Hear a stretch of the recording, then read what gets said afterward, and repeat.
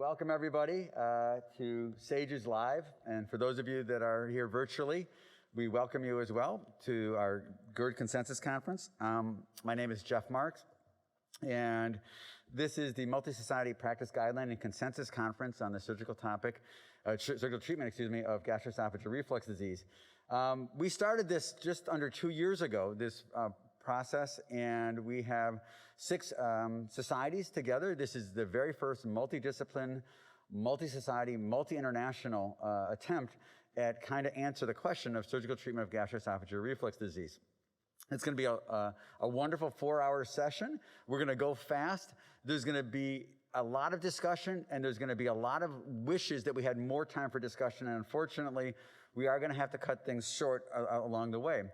I'm going to put our disclosures up here, maybe. There we go. And I really want to thank Jillian Kelly, our SAGES admin person, and of course, all of the societies, the people at the podium here will introduce shortly. In terms of the team members, you can see that we put together a great group of people with expert members from each of the societies, as well as what we call junior faculty people. Our steering committee included Dr. Aliyah Qureshi and Dr. John Gould, my co-chairs, but really the heart and soul and the brains of this whole process was Dr. Slater, Bethany Slater, Dr. Amelia Collings, and Dr. Becca Dirks, who are also recognized in the steering committee and really ran this whole process and kind of guided us along the way over the last couple of years.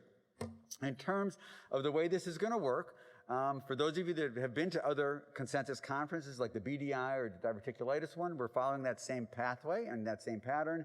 Dr. Slater and Collings will come up and give us the definitions and the methodology shortly, and Dr. Gould will also discuss some of our aims and objectives. But the way this is going to work is we're going to go through our questions, our key questions. We have 4 of them, and Dr. Gould will go through that. We want you to obviously be involved. We want you to vote. We want you to have discussion. And please don't be insulted, because I'm going to be the evil one that's going to have to cut off the discussion to make sure that we can get through our 4 hours.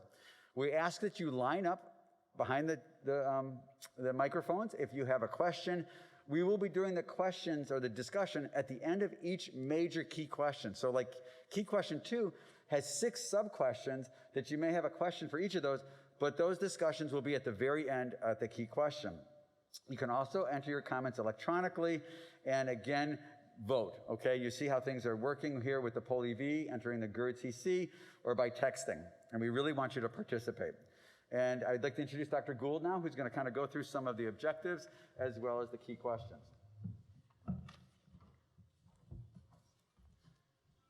Thank you, Dr. Marks. Good morning.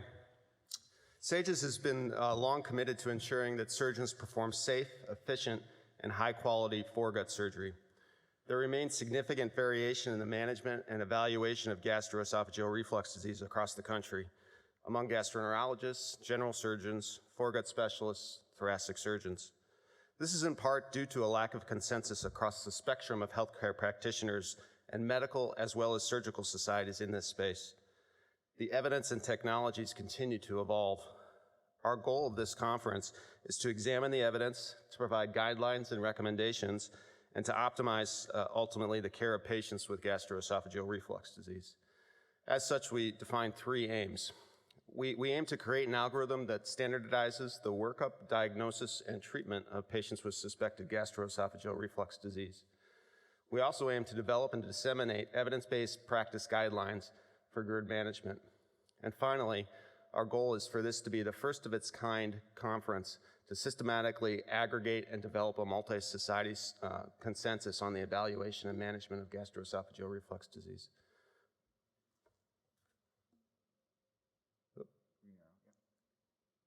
Sorry. So the key questions. Obviously, there's a lot of different potential questions and issues we could examine in GERD. So we had to choose 4. There's limitations in terms of how much time it takes to look at all the articles. The process will be explained in a minute, and you'll see how onerous it can be.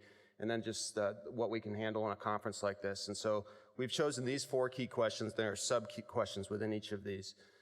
These questions are, what studies are necessary for preoperative evaluation of GERD?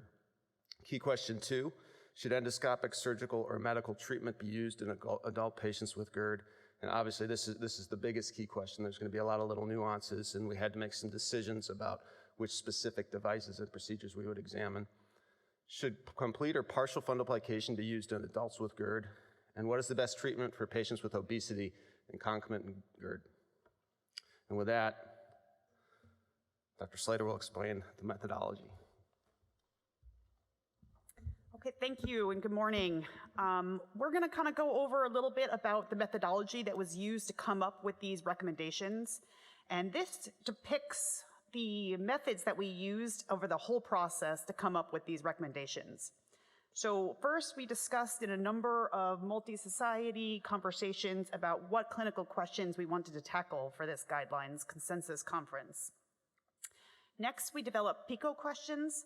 So that stands for population, intervention, comparator, and outcomes. And that's the sort of the framework that we used for this whole conference. We then had a very extensive literature search. We then sampled some abstracts as an entire group and went over all of them to make sure that we understood how to screen these articles. Then we did a full screening of the articles to determine which ones should be included and which ones should be excluded. Next, we extracted the information based on our outcomes of these articles, and at the same time, we judged the quality of the articles themselves. Next, we did an analysis. Our methodologists at SAGES helped a lot on this portion, in which we took the extraction of our data and actually analyzed the data. And after that, we created evidence tables. So we used Grade Pro, which is a software computer program that helped us with this process of really judging the evidence. And then after all of that, we came up with these guideline recommendations. So we have come up with them, and the goal here is to vote on these recommendations. We consider 80% consensus to be our consensus in this guidelines. And we really welcome your input, your voting, and your opinions and questions about these as we go. If we are not able to make an 80% consensus on these recommendations at this conference, we will be re-voting. So we welcome all your email addresses so that we can do any re-votes if necessary later on.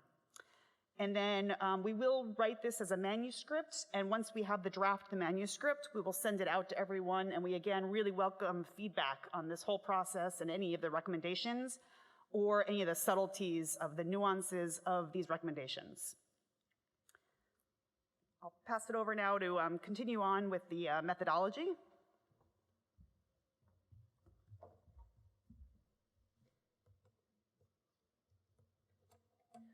All right, once we completed our meta-analysis, we then graded the evidence using the grade approach. On the right of the evidence table, you see the summary of evidence, which comes from the pooled data included in the meta-analysis. On the left is the certainty of evidence, which is assessed for each outcome. The evidence is judged on how likely it is to be true, meaning how likely the estimated value reflects the overall population.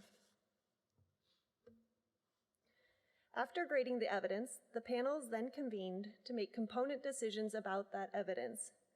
The goal was to work towards an overarching decision for or against the intervention.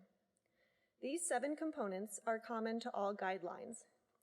Our guideline took a patient-centered perspective in our decision-making rather than that of a societal perspective. During all of our voting panels, consensus was set at 80%, and if consensus was not reached, then further discussion was held and a revote was cast. This was an iterative process until consensus was reached.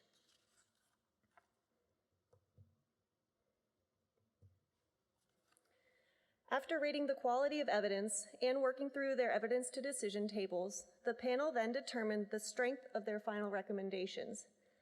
A strong recommendation for or against the intervention can occur if there's a high certainty of evidence, meaning we can be very certain that the true effect lies close to that of the estimated effect.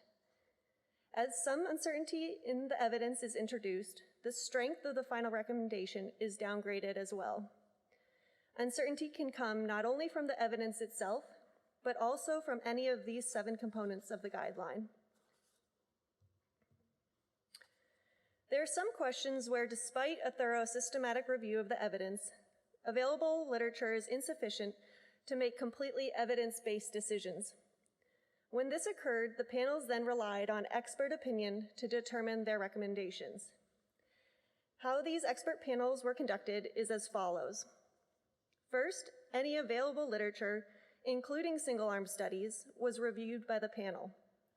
Next, extensive discussion was held by the experts in the field, weighing the potential benefits and harms of both the intervention and comparator. They then voted on a recommendation and repeated these steps until consensus was reached. The final recommendations were sent to the larger consensus working group for vote and comment. If consensus was not reached by this larger group, the comments were then sent back to this group and a revote was cast until 80% consensus was reached.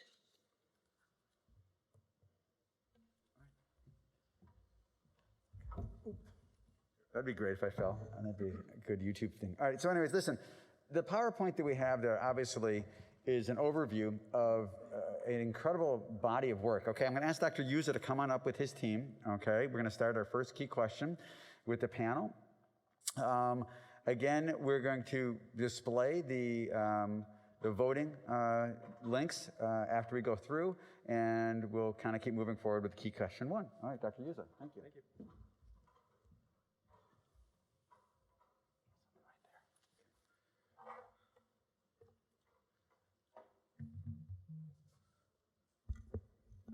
Okay, good morning.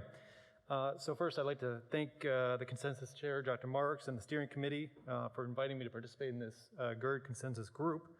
I'm going to be presenting the KQ1, the key question one recommendations that work to address what studies are necessary for preoperative evaluation of GERD.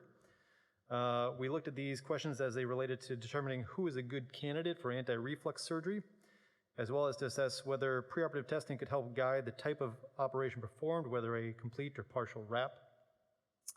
Before I get into the study methodology, I'd like to introduce our multi-society group responsible for the literature review and data extraction that provided the basis for these recommendations.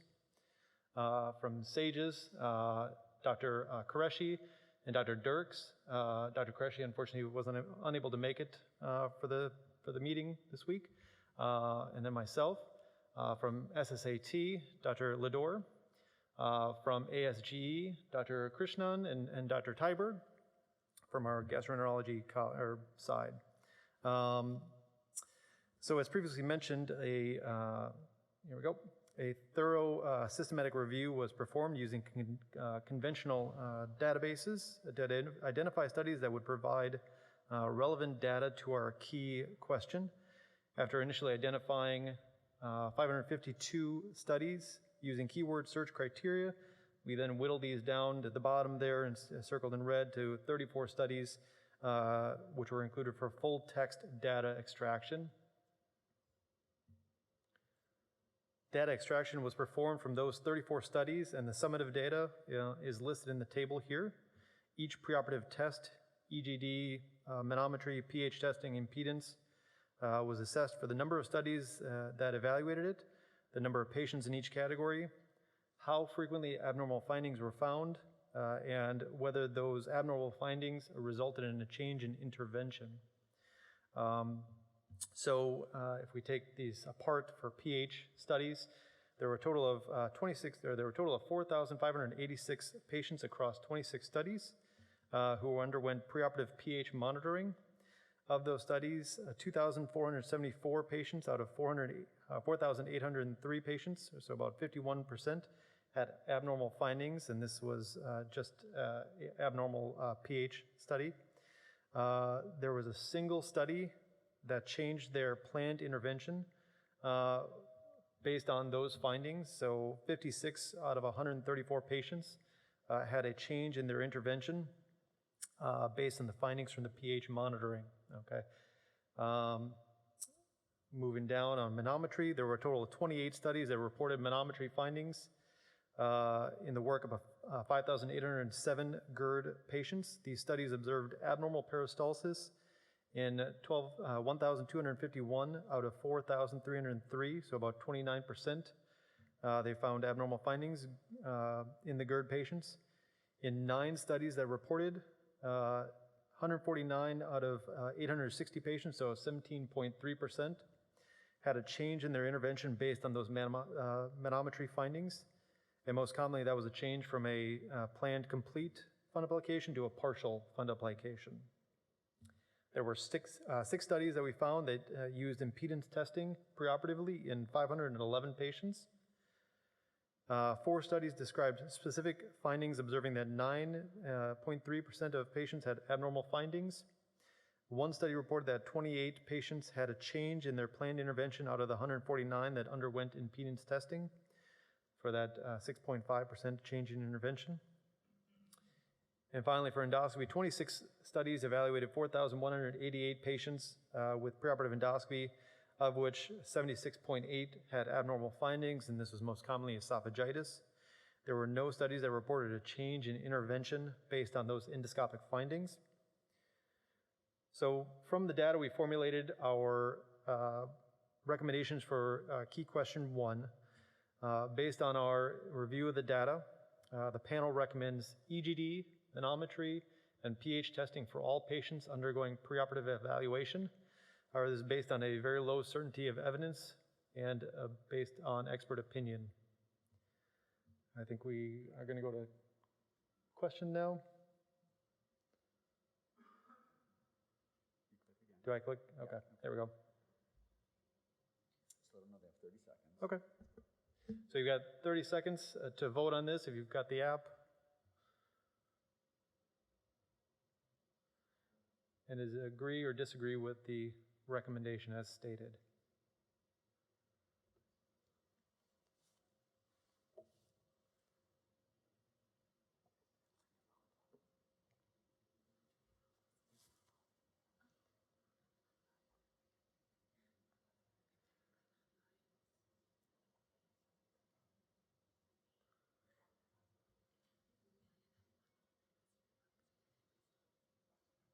Okay. All right. So 78% agree, 23% disagree. We're going to open for questions now, or save those for the end? Do you have another, you want to go to A? We'll go to, maybe? we'll go to, Yeah, yep, we'll go to our next one. So second recommendation, based on available literature, the panel recommends patients with atypical GERD symptoms or equivocal findings on essential testing require more diligent workup, including impedance testing. This is based on a very low certainty of evidence and expert opinion. Go back to voting.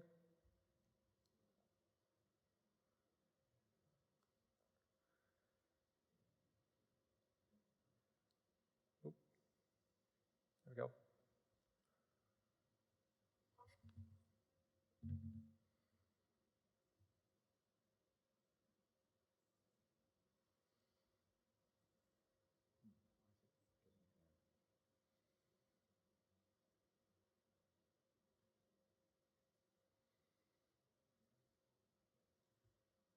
Well, it must have worked, but not for me. All right. Okay. Move on to the third.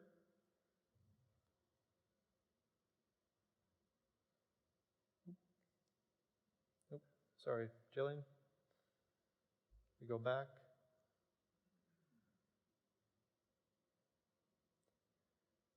I believe.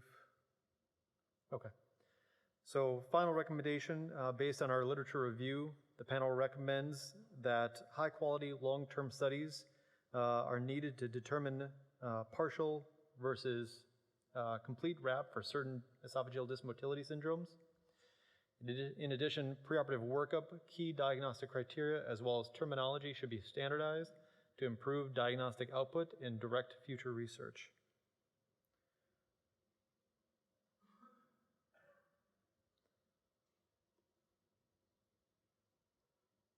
Okay. Okay, so we are going to now open up for discussion. Those of you that want to come to microphones, please do. Obviously, we're very close to consensus on both of those recommendations, and I think if we have time, we're going to do about 10 minutes of discussion. And then, Jillian, I think we're going to consider revoting on both of those, okay? And we'll see if we sway people one way or the other to see towards consensus. If not, we'll do it electronically. Okay, podium to the right here. Yeah, hi everyone. Thank you for putting this together. My name's Ahmed Zini. I'm from Englewood, Colorado.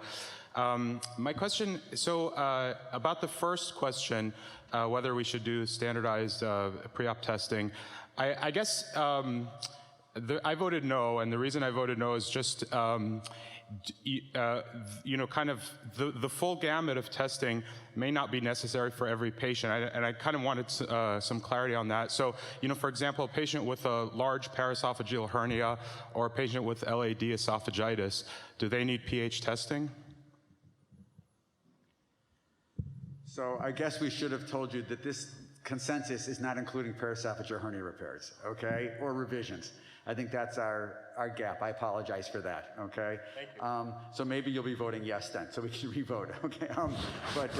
Again, our goals for the consensus was, again, GERD patients, surgical treatment of GERD and workup, excluding paraesophageal hernia and, as I said, revisional surgery.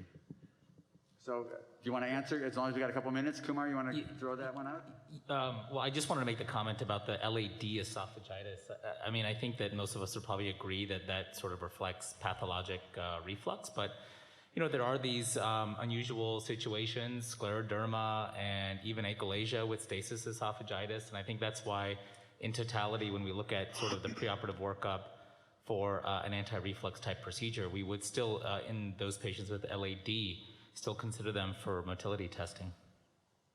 Well, I'll disagree, but I'll have a different question.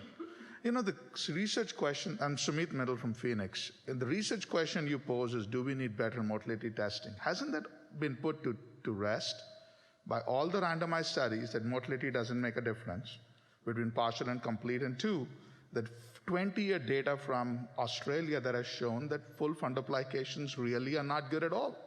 So why are we still trying to go around trying to do a full fundoplication? I don't think there's any country in the world doing full fundoplication except half the people in America.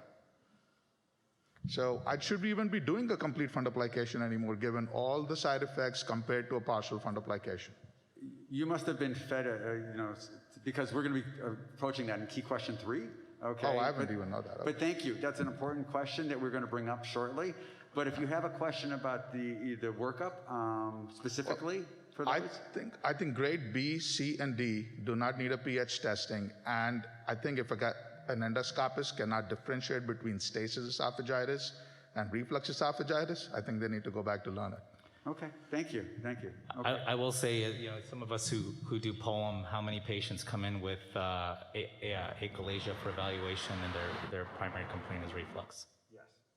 It's ERD versus GERD, and it's the same symptoms. Absolutely. Yeah. Okay, over here. Thompson from Long Island, New York. So my question is indirectly related. Many patients have the benefits of going to tertiary centers to get worked up for their reflux. But unfortunately, many patients don't have that luxury of going to tertiary centers.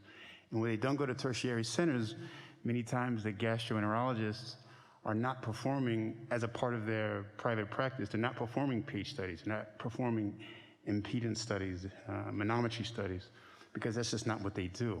So for those who don't have access to those tertiary centers, number one, how do we work those patients up?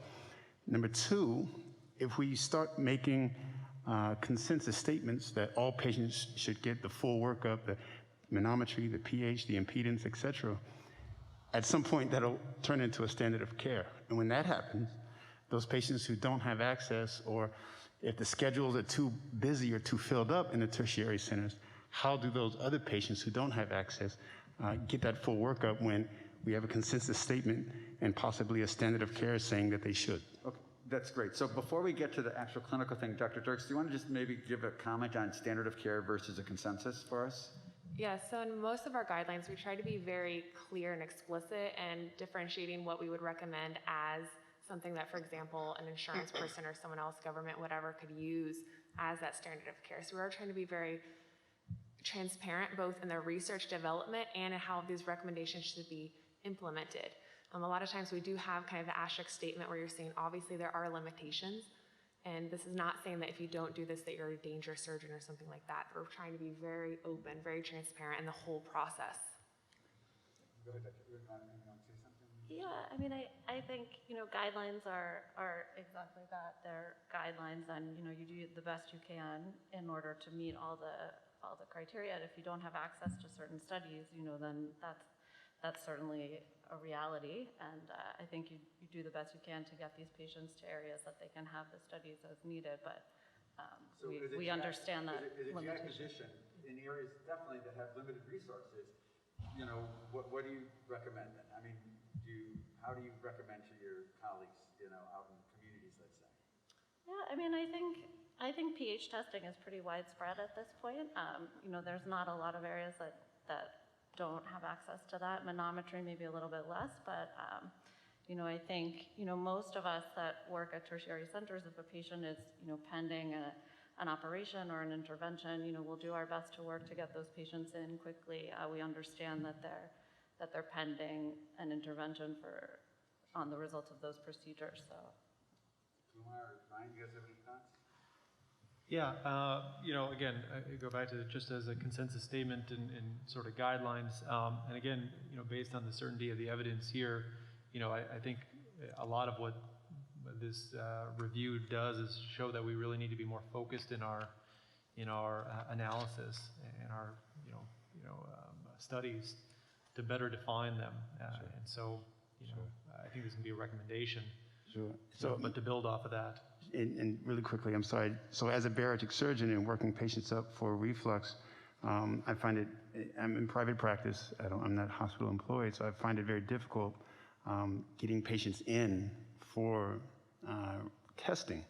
Not because, we have plenty of tertiary centers, but those tertiary centers are all very jam-packed because the community GI docs are not doing them for various reasons. So that's all.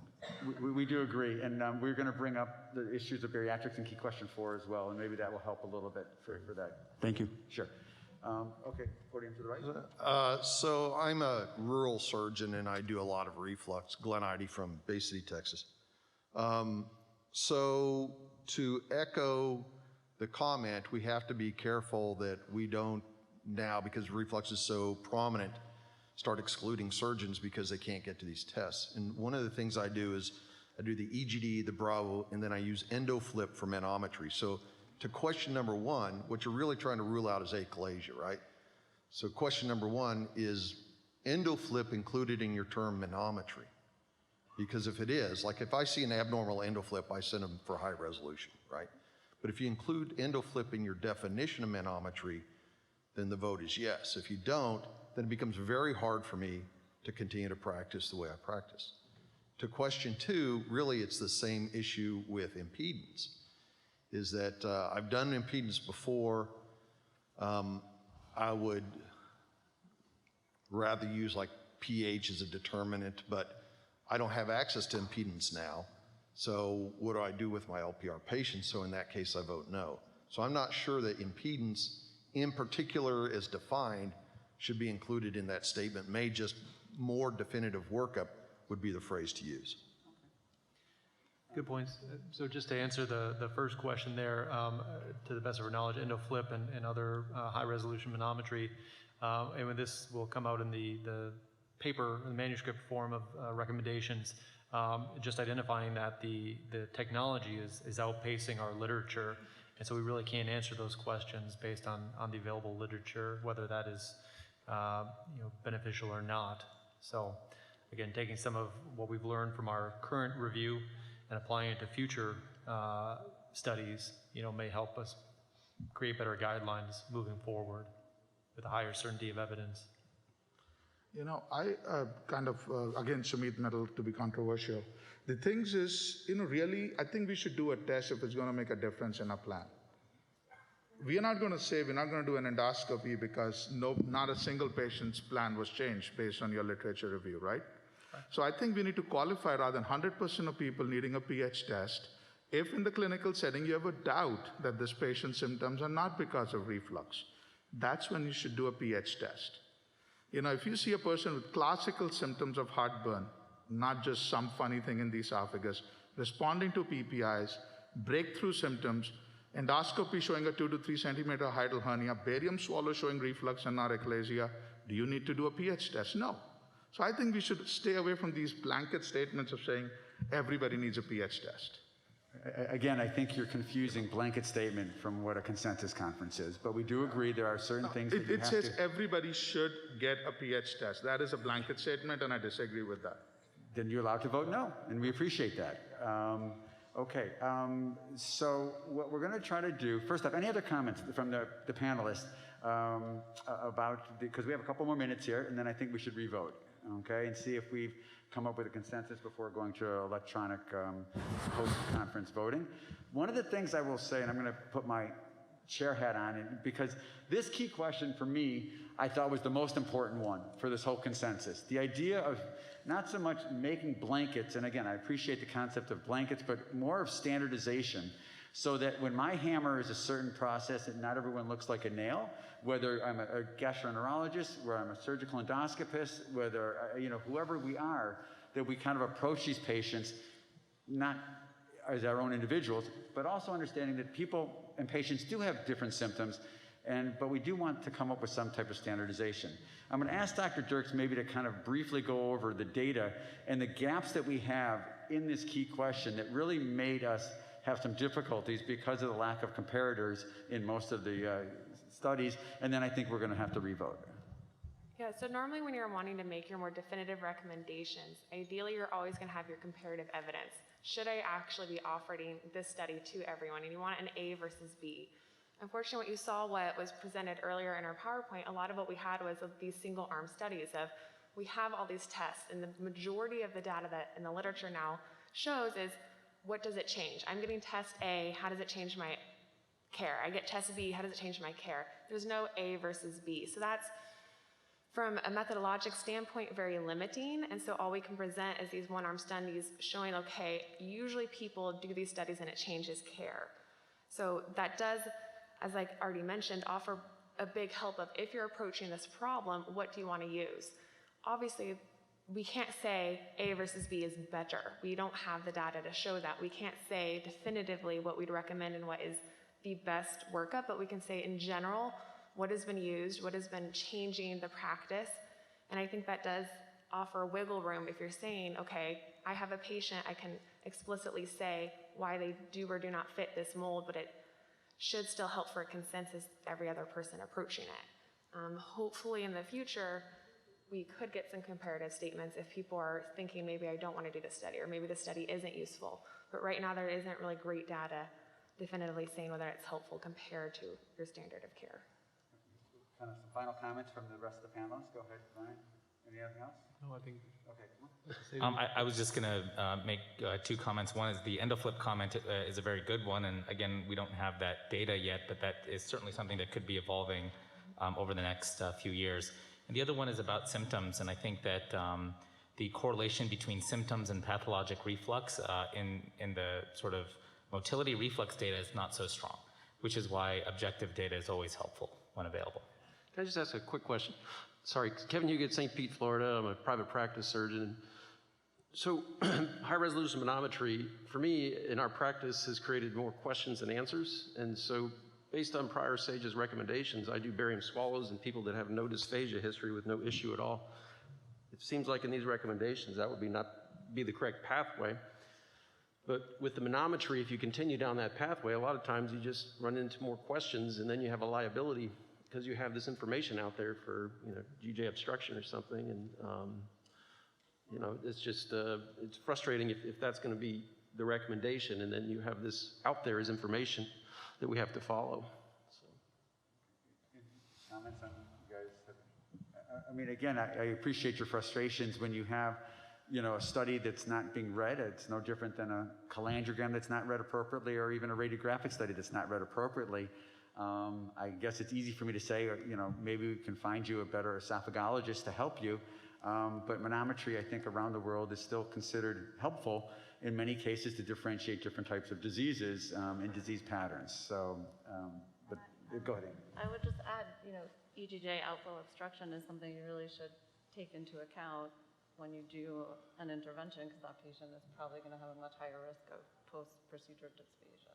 So even if it's not a classic motility diagnosis of achalasia, it's still important information, I think, to have. We'll go here and here, and then we'll reload. Go ahead. Just a real quick comment, Jeff, on the liability question is, I think that's where documentation becomes really important. I really don't, I mean, any of us who've done this for a long time, there is so much gray area amongst all these objective studies that's why really clearly documenting your thought process around these, I think, clears you completely in terms of any liability issues. So, you know, we chose to do a full, we chose to do a partial, we chose not to wrap, we chose to fix a PEH. All these things you take and you interpret it, you know, in a reasonable way, and I think you're fine. So I really don't think that there's much liability there. Thank you. Go ahead. Yeah, so I'm Aurora Pryor. I'm actually the past chair of the Guidelines Committee, and I was new to Guidelines when I took over that role. And I think a lot of what we're voting on today is somewhat confusing if you haven't understood the Guidelines process. So we're voting on the best evidence based on the literature, and that's what the panel's presented, which I think is very, very helpful. In the document, I think we have to mention things like EndoFlip, that there's not data yet, and other things that give us that wiggle room that Tony just mentioned in practice. And I think that's what's going to be helpful in the back end, too. Thanks, Dr. Pryor. Any other comments? Okay, so Jillian, why don't we go ahead and put our questions up again? And Brian, do you want to read the recommendations for the votes then? Yeah.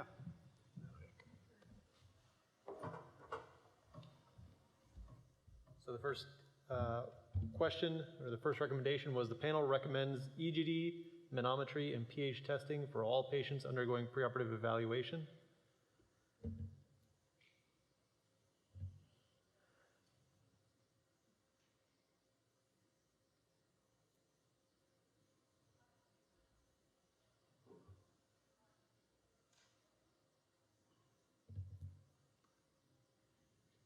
"30 seconds is a long time."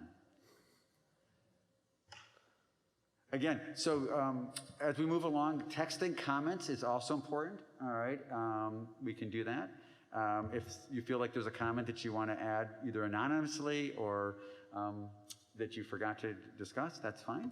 Okay, so obviously our discussion made things worse, okay, which is why we have a consensus conference. Bethany, help me out. Okay, all right, so, all right, let's go to question the B.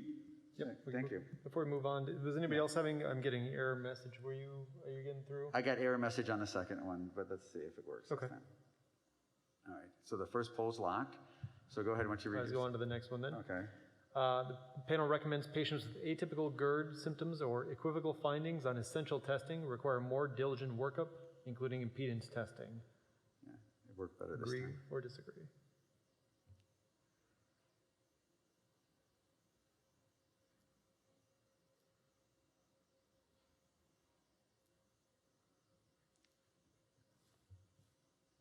And obviously it's awesome having all these different comments from people from all around the country and all around the world in different settings with different resources. And our goals aren't to make you have to work like I work in Cleveland, okay, or like, you know, Dr. Yuza works there. And we want you to obviously work on these things. So, okay, so we still haven't reached consensus on these two, which is kind of what we expected. These were two difficult questions, things that I thought were very important. I think it'll come out in the manuscript quite well in terms of making somewhat of an algorithm and a guideline. We have about 5 more minutes if there's any other discussion before we move on to the next key question. Anyone else up at the podiums? I can't see this podium over there. Kumar, is anyone over there? No one's over there? Yep. No. Okay. Any other comments from our panelists? Any other last comments at all, guys? Based on the discussion that people posed to you? I would recommend sending your email, kind of as mentioned in the slides above, to be involved in any revoting, and especially for any additional commentary. Because as mentioned, their guidelines is not just a list of clear recommendations, it can be fleshed out a little bit more. So I think this is the perfect kind of comments for discussion that can be included. Kumar, any last thoughts? Thanks for participating, right? I mean, anything else? No, I think Good. we've said it all. Okay. I think we covered. Yep. All right, guys. Okay, All right. thank you for this first. All right, thank you. Okay. All right, we're going to invite Dr. Gould back up in his group for key question 2.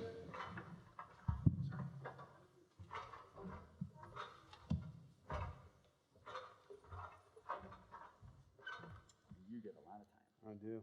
I need it.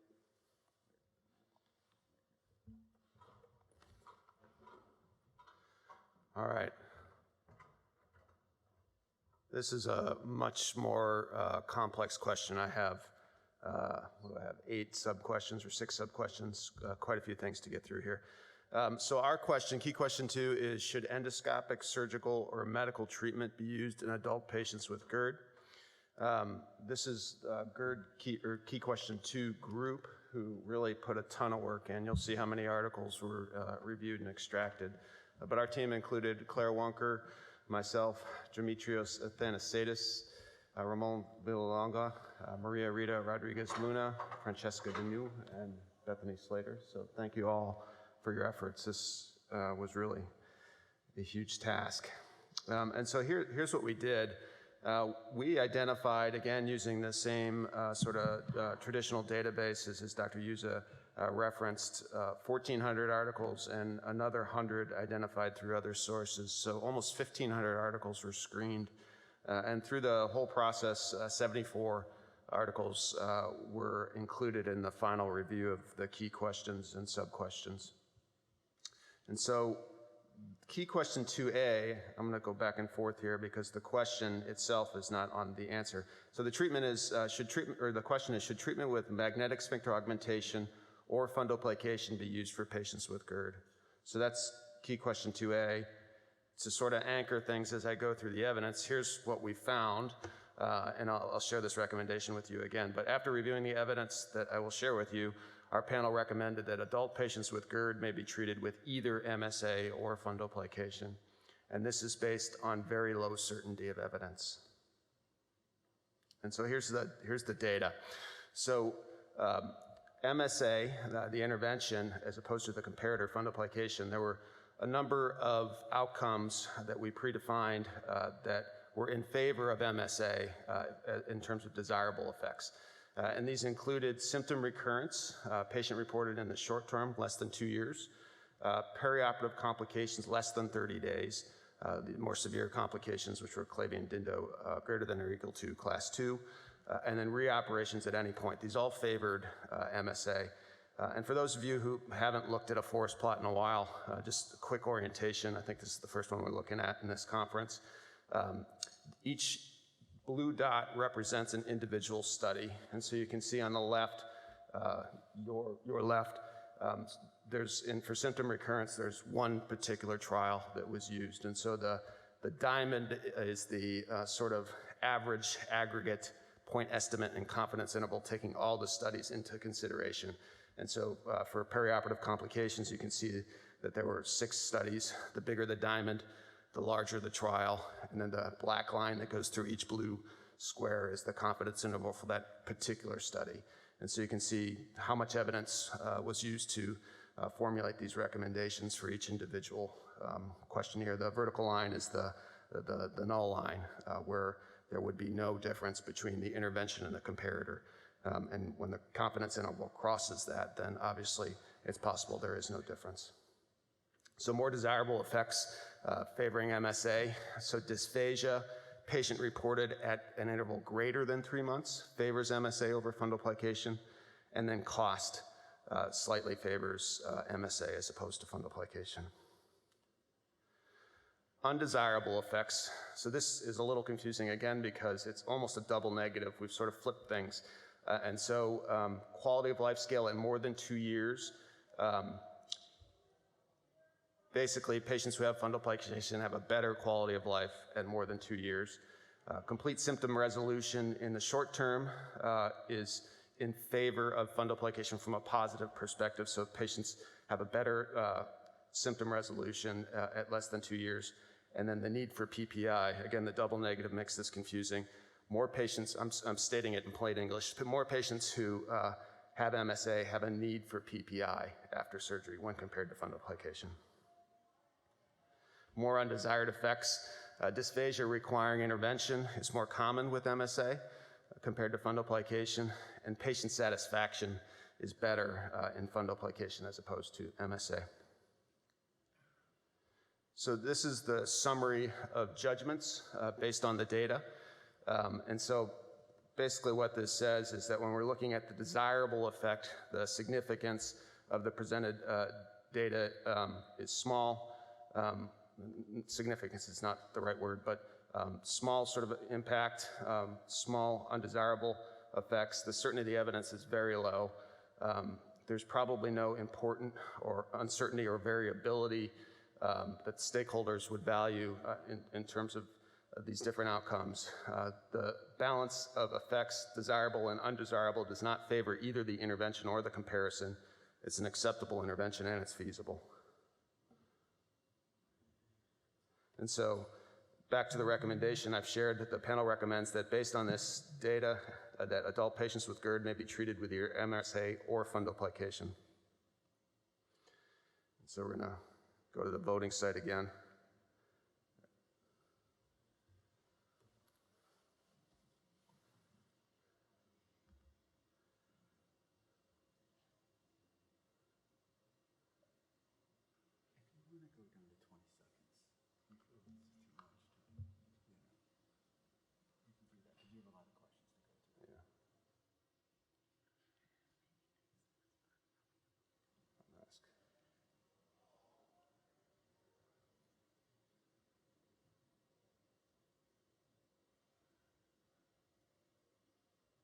Okay, so looks like consensus there. We're going to go into 20 seconds for this. Everybody have enough time? Everybody feel like if we went to 20 seconds for the vote, that would be okay? We're sitting there for at least 10 seconds. Okay, so we'll do that. Can we do that for the questions moving forward? One other sort of housekeeping question. I know there was an option, there was a text box that popped up where you could enter comments, and it disappears really quickly. Is there an option to leave that up for entering comments a little longer? Okay. It also follows, John, it asks you at the end. Yeah. Okay. So just to re-emphasize, if you haven't noticed that, those comments, we'll look at those.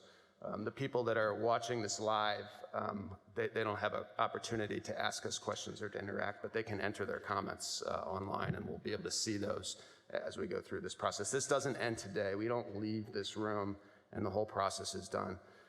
Obviously, there's a lot more work to do. We won't reach consensus on several of these questions, and we'll take some of these things into account. All right. So back to the thing.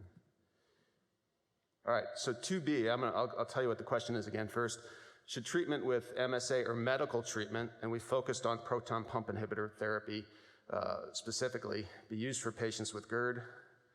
This is the recommendation that we created after looking at the evidence that I'll share with you in a second. We recommended that adult patients with GERD may benefit from MSA over PPI use, and this is based on a moderate certainty of evidence. So the evidence, there are a number of desirable effects that favor MSA over proton pump inhibitors.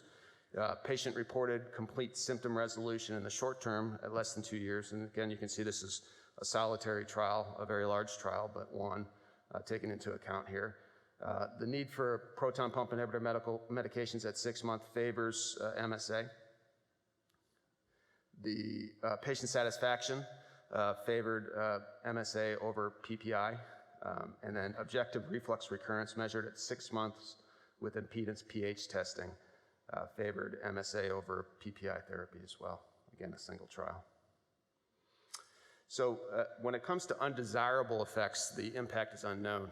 As I mentioned, this was one trial that qualified for inclusion in this process, and there were really no adverse effects reported from MSA in this study. And so we were not able to determine if there are undesirable effects from this intervention from the data that was presented. And so the desirable effects based on the review of the literature are large. The certainty of the evidence is moderate. And basically, as was shown in a slide earlier, that means that additional research or evidence could possibly make us more confident that this is actually a true statement. Or there's uncertainty about the balance between desirable and undesirable effects. And as I just shared, we don't know what the undesirable effects are. And so the certainty of the evidence is moderate. There's probably no important uncertainty or variability in terms of how stakeholders value these outcomes.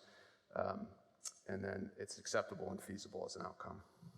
So here were our recommendations. We recommend that adult patients with GERD may benefit from MSA over PPI use based on a moderate certainty of evidence. So to the poll.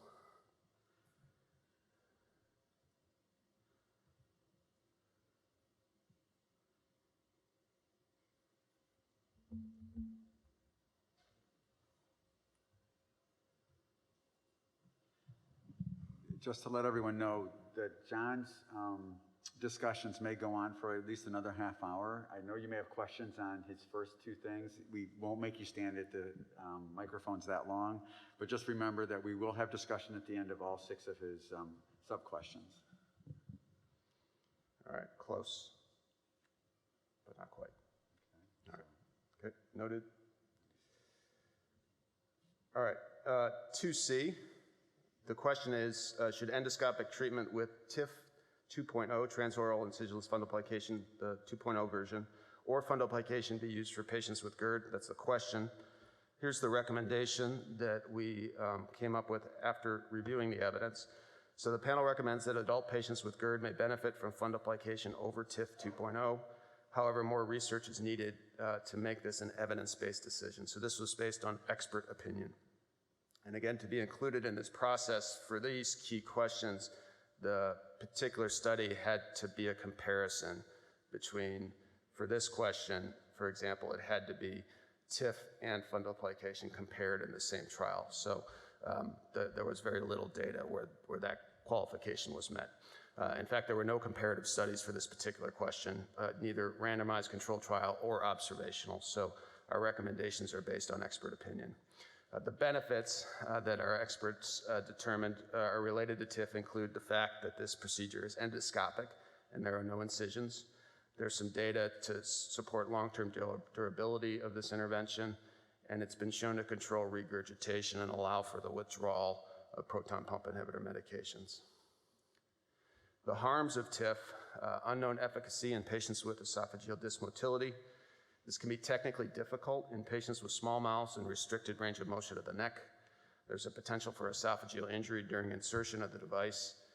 There's no extraluminal view as you place the TIF anchors, so there's a potential for a TIF anchor going through the diaphragm or other structures in that area, and there's specialized training that's required.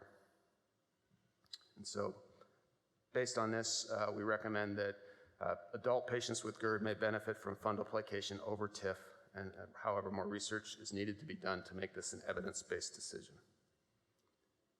So another opportunity to vote.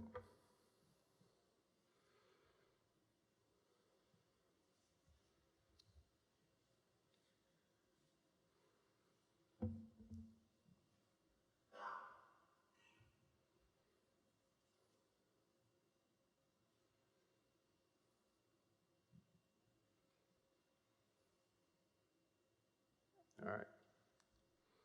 Consensus on that one? By the skin of our teeth. Great. All right. Save your questions because this goes on for a bit. All right. You're doing good. Yeah. Key question 2D. Should endoscopic treatment with TIF 2.0 or medical treatment with a PPI be used in patients with GERD? That's the question.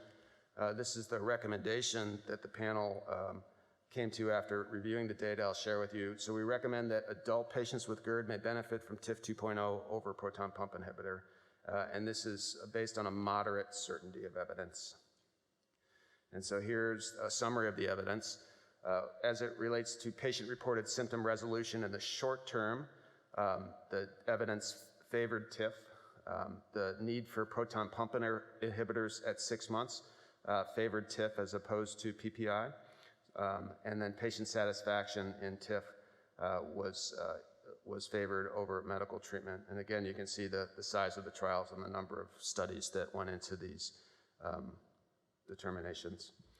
Objective reflux recurrence favored TIF over PPI, and quality of life in the short term at less than 2 years and assessed with different quality of life indices favored TIF over PPI.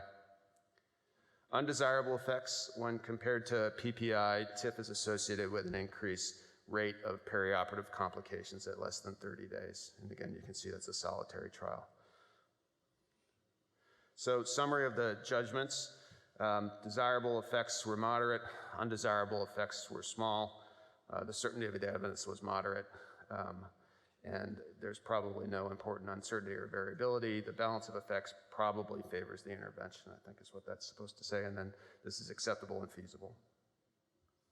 And so the recommendation again was that adult patients with GERD may benefit from TIF 2.0 over PPI based on a moderate certainty of evidence.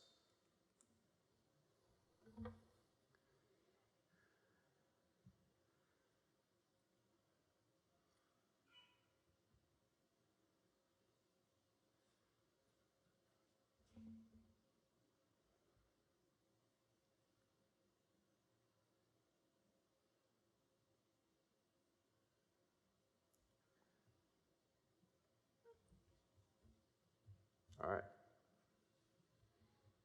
About 2/3 agree. All right. Back to the PowerPoint. Okay.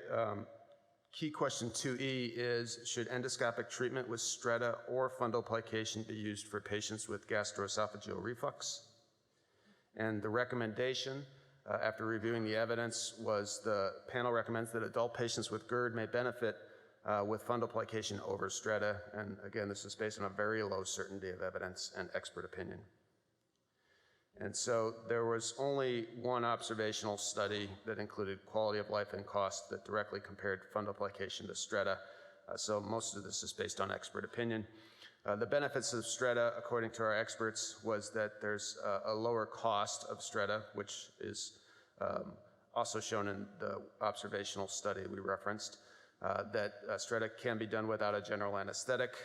It's more reproducible, and there's no change in the anatomy with this procedure. The harms, you're unable to repair a hiatal hernia that exists, which limits the pool of patients that could have this and also prevents you from repairing one of the primary causes for GERD. There's a paucity of long-term data, ineffective with lower esophageal sphincter pressure, and there's no data for objective reflux control to show that this takes place.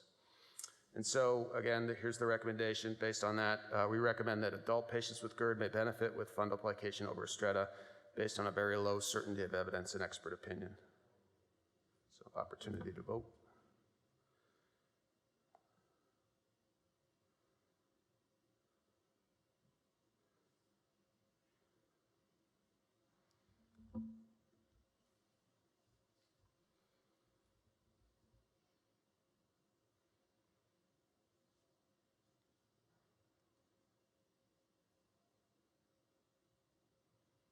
There we go.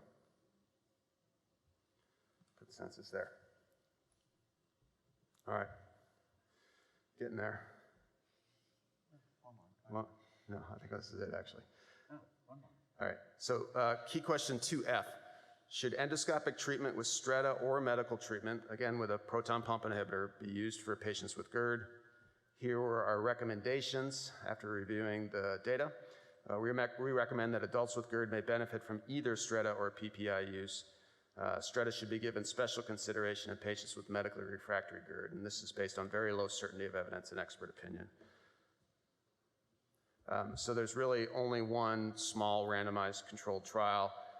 The outcomes were not informative.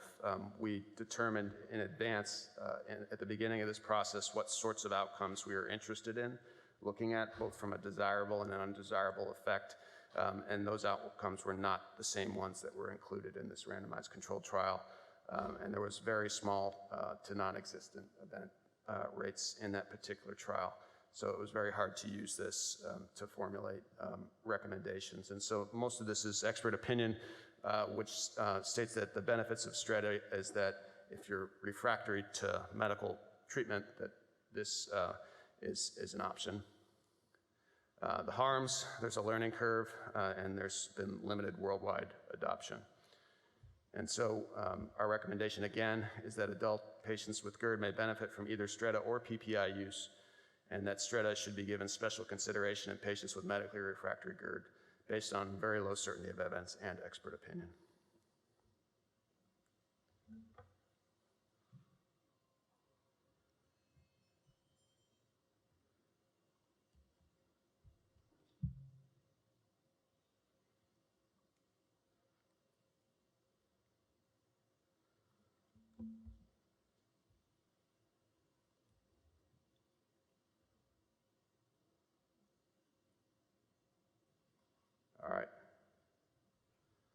60% agree. Okay. So I think, oh, here's our research recommendations. Okay. So basically, when looking at the gaps that we identified after having evaluated the data that exists throughout the spectrum of this key question and subparts, we've recommended that randomized controlled trials comparing our interventions of interest would be valuable, and that these should include long-term follow-up data and objective data supporting control of reflux. That procedural standardization would be desired, and I think this is probably in reference to the fact that some sort of guidance on when to do what procedure and what kind of patient. I think that's what this means, as opposed to standardizing the technique of each thing. Although with fundoplication, as we all know, there's a lot of opportunity for variability.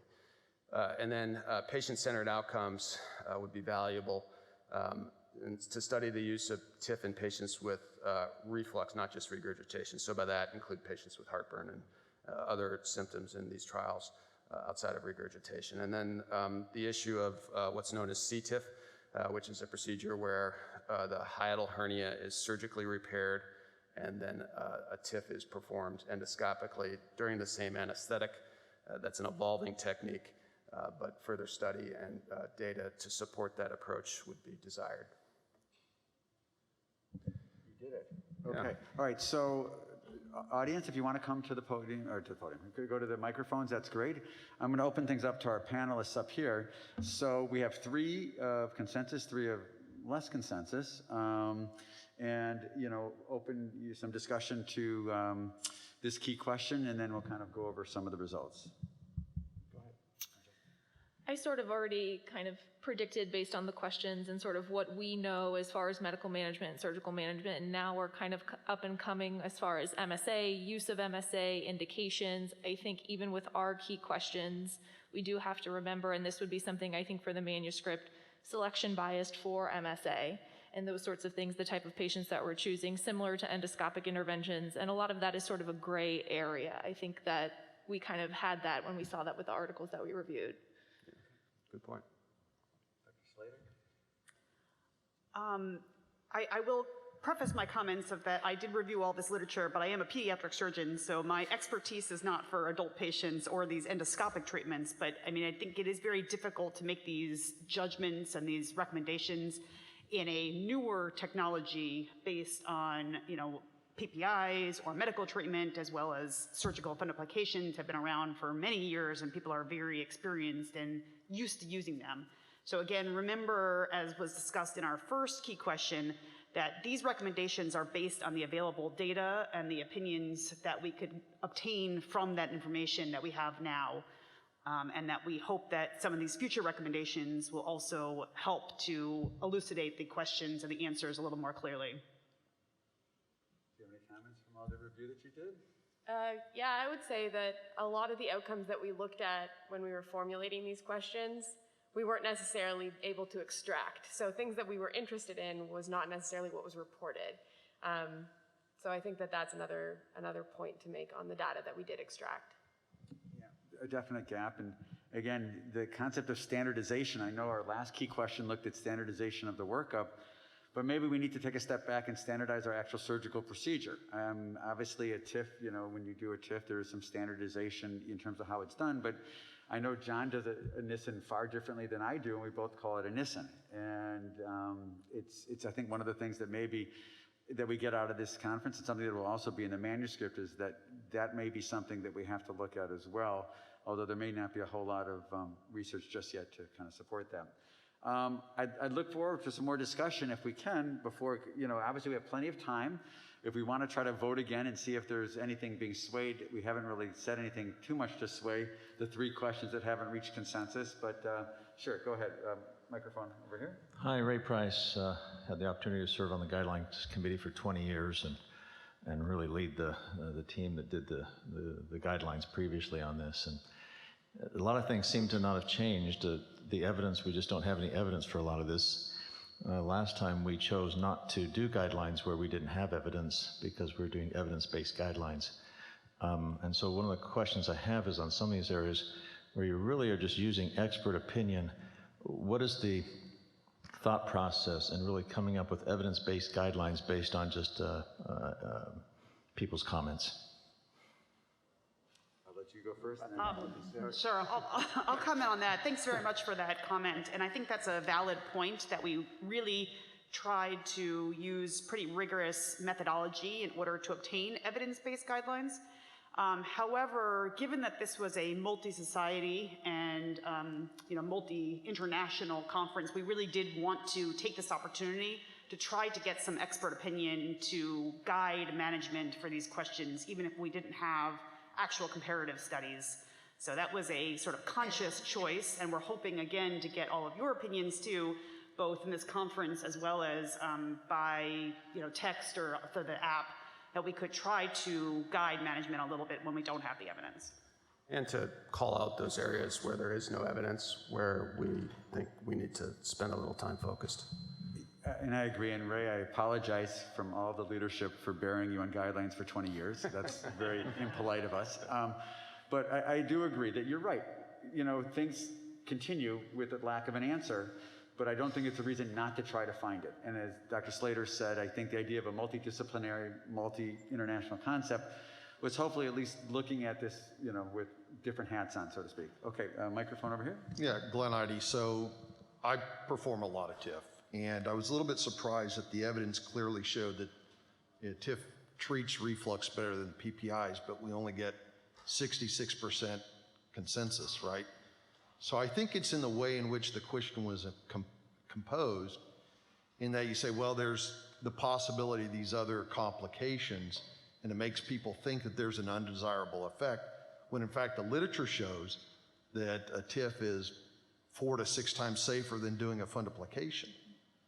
So the way in which you posed it made people feel like, well, it's better, but it's not safe.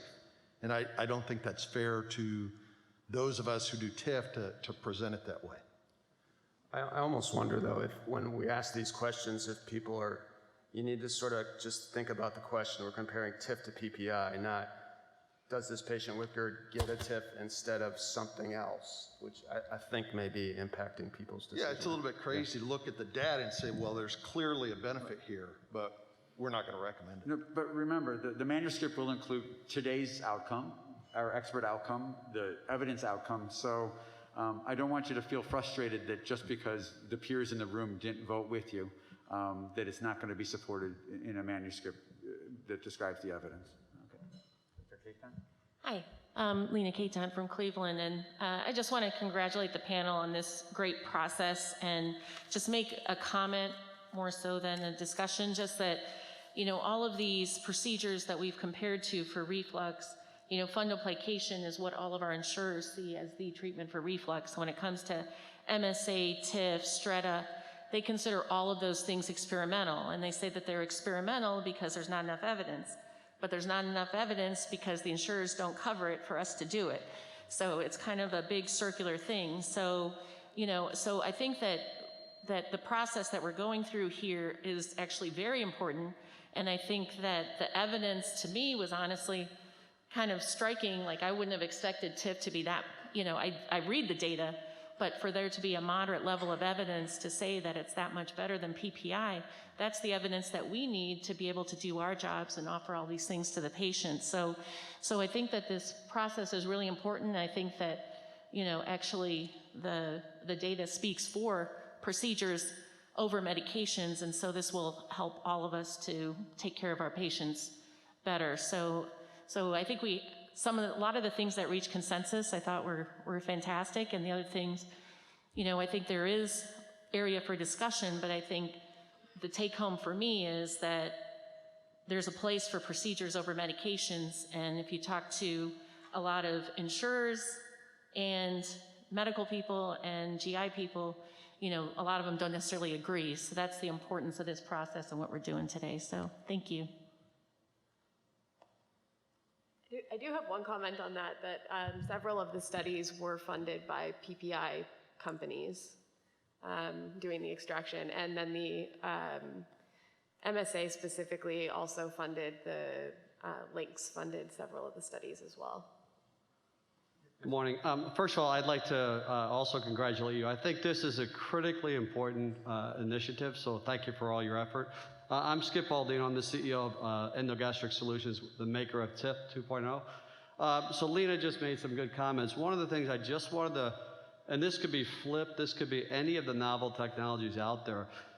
Dr. Gould, when you had the comment up there about more studies are needed, that is an invitation for every payer in the United States to say, we'll wait, and we will not pay for the procedure. So I want to kind of echo what I've done before with Dr. Marks, is we've got, if you look at the GERD space and you just say just the interventional technologies, you've got, Medigis, which is out of business, EndoStem, which is, out of business, you've got Strata, which has been around for a long time, you've got TIF, which is growing, 50+% a year, and then you've got Lynx.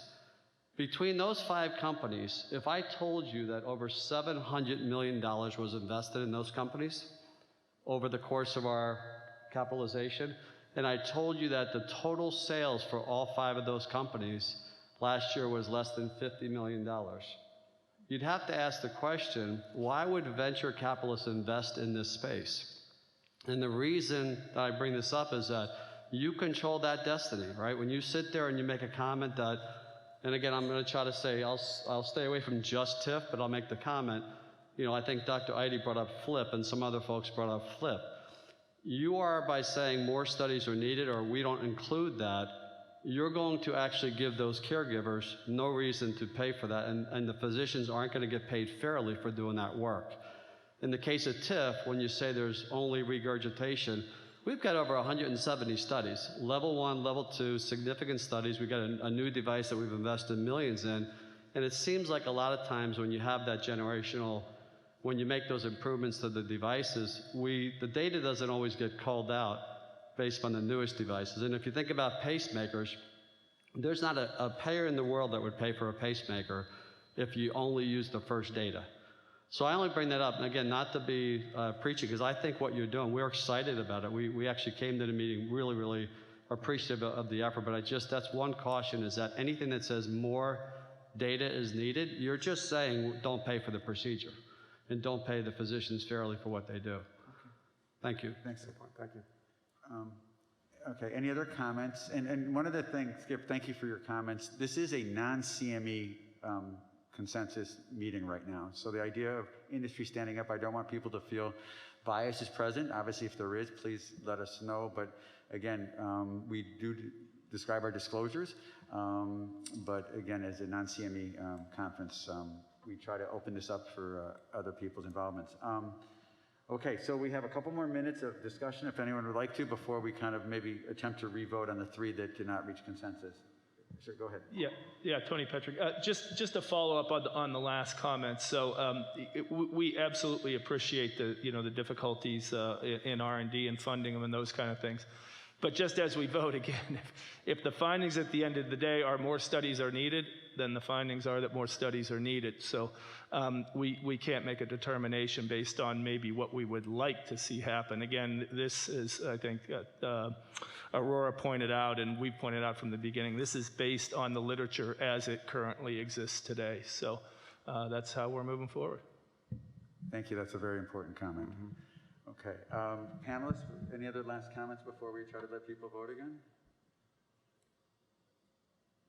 Okay, they're going to trust the votes again. Okay. All right. Go ahead, John. Why don't you go ahead and go through B, D, and F, maybe? B, D, and F. All right. Go back here. All right. So key question 2B. Here's the recommendation. The question was, should treatment with MSA or medical treatment with PPI be used for patients with GERD? And the final... You have a couple minutes. If you want to show the data, I mean, if you want to go through it again, it's up to you. Sure. We'll flip through it real quick. Not trying to influence people, but... All good. All good. So the question, MSA versus PPI, again, you can see complete symptom resolution over the short term, need for PPI, favors MSA. You can see, again, this is a solitary trial, a large trial. Desirable effects, again, patient satisfaction, favors MSA, and objective reflux recurrence, favors MSA. Again, all from this solitary trial. Undesirable effects were unknown. Very few were reported in this particular study. And here's the summary of the judgments. Again, moderate certainty of evidence. And so we recommended for MSA versus PPI that adult patients with GERD may benefit from MSA over PPI use based on this moderate certainty of evidence. I'm sorry, can you show those last two slides? Because you keep saying that those forest plots say favor MSA, but the red lines say favor medications. Yeah, so I'm trying to state it as the fact sometimes. But the triangles cross the null line. Right. Therefore, they favor medications. On the right, the diamond crosses the null line, and therefore, the objective reflux recurrence favors medication. So the way this is stated is reflux recurrence. This is where it gets confusing, and I was trying to just sort of state it plainly. So there's more recurrence with medications. You're more likely to have reflux recur with medications. So it favors that. But that's actually not what we want. We're trying to achieve pH control. So I've simplified it. I think if I stated it as I just did it, it gets really confusing to do that. But the favorable outcome, which is to have reflux control, is in favor of MSA as opposed to PPI. Okay. So if I could just help explain that, because it's just a slide error. The red line should always be on your intervention.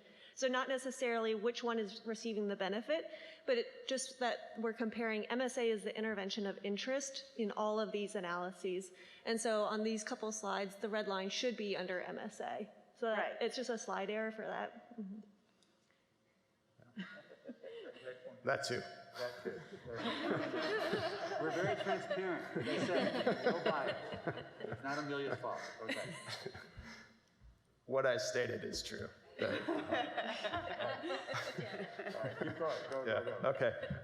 Anyone else want to see any more of these slides or have questions about the data before we vote again? Okay. Thank you for that clarifying question.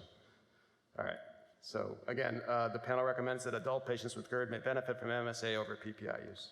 So we'll vote on that again.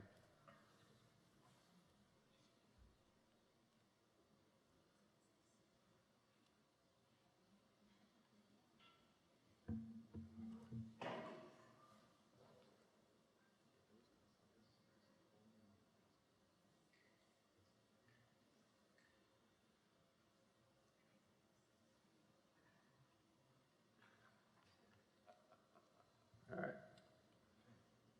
Great, so we have consensus on that question. And the other ones, Jeff, were? D and F, please. D and F. Whichever order you want. Here's D, okay. Well, D's before F. Thank you. So the question was, should endoscopic treatment with TIF 2.0 or medical treatment with a proton pump inhibitor be used for patients with GERD? Again, the recommendation of the panel was that adult patients with GERD may benefit from TIF over PPI based on a moderate certainty of evidence. Okay, and here's the evidence one more time. The desirable effects, and again, I'm stating this sort of to simplify things, to take the confusion out of the double negatives kind of thing. So patient-reported symptom resolution is in favor of TIF, so symptoms resolve more frequently with TIF compared to PPI. The need for PPIs at 6 months favors TIF, so you're less likely to need a PPI at 6 months if you have a TIF as opposed to medical treatment. And patient satisfaction favors TIF. Again, satisfaction is greater with TIF as opposed to medical treatment. Objective reflux recurrence favors TIF, so you're less likely to have objective evidence of reflux after a TIF compared to medical treatment. And then the quality of life in the short term, again, favors TIF. It's better following TIF as opposed to PPI using these quality of life instruments at less than 2 years. And again, 2 trials for that, 1 trial for objective reflux recurrence, and you can see how many trials and the size of the trials went into these other evidence summaries for these outcome metrics. And then undesirable effects, there are more perioperative complications following TIF as opposed to medical treatment. This is the summary of judgments. The certainty of the evidence was determined to be moderate You can see the desirable effects are moderate, the undesirable effects are small. And based on that, we recommended that adult patients with GERD may benefit from TIF 2.0 over PPI, moderate certainty of evidence. Does anyone have questions about the data that we flew through or want me to show something again? And when we revote, again, just consider this question by itself. TIF 2.0 as opposed to PPI, nothing else as opposed to TIF. That's the question that we're voting on. So we'll vote one more time.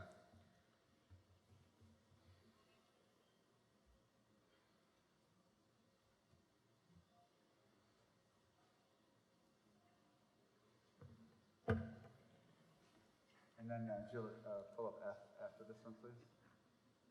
F. F. There we go. Big swing. All right. Consensus. And then question F. We can go back. All right. So here is the question. Should endoscopic treatment with STRETA or medical treatment with a PPI be used for patients with GERD? Again, this is the final recommendation. The panel recommends that adults with GERD may benefit from either STRETA or PPI use, and that STRETA should be given special consideration in patients with medically refractory GERD based on very low certainty of evidence and expert opinion. Again, this was a difficult question to address. There was one small randomized controlled trial. The outcomes didn't match to the outcomes that we predefined as being of interest to us. And there was very small to non-existent event sizes. So this is mostly expert opinion, where we felt that STRETA may benefit from patients who are refractory to medications as opposed to patients who are on medications. And that we felt the harms were that there's a learning curve involved with this, and that it's been around for a while, but it has limited worldwide adoption. We didn't speculate on the answer or the reason for that, but those were the drawbacks. So we recommended that adult patients with GERD may benefit from either STRETA or PPI use, and that this should be given special consideration in patients with medically refractory GERD based on a very low certainty of evidence and expert opinion. So I'd invite a little more discussion on this. This was was it 60% last time? Yeah, it was 60%. Yeah. Yeah, Adam Sod from University of South Florida. Just a quick question. Why did you guys include a caveat here with the special consideration in this question as opposed to other ones? Just some clarity as far as that goes. Yeah, we talked about this, Bethany. It was, since this was more based on expert opinion, the panel felt that that should be included in part of the recommendation. Any other comments or discussion? Okay.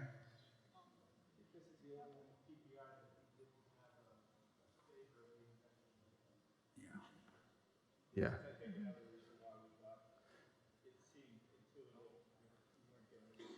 Yeah, so what Dr. Petrick is saying that this was the only one that is comparing PPI where we didn't favor the intervention.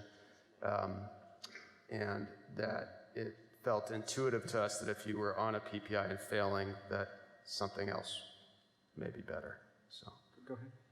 Yeah, I had a question that's a little more granular on this topic, just because compared to the other treatments, like STRETA goes back 20 years, and a lot of the data on STRETA goes back to like 2001, 2002. Like, did your data extraction go back that far? Because from what you showed, there was only like one study, which I know that there's been more than that. Yeah. So I was just curious about the number of studies and where some of this came to be, because I think this technology is also challenged by the insurance issues. Right.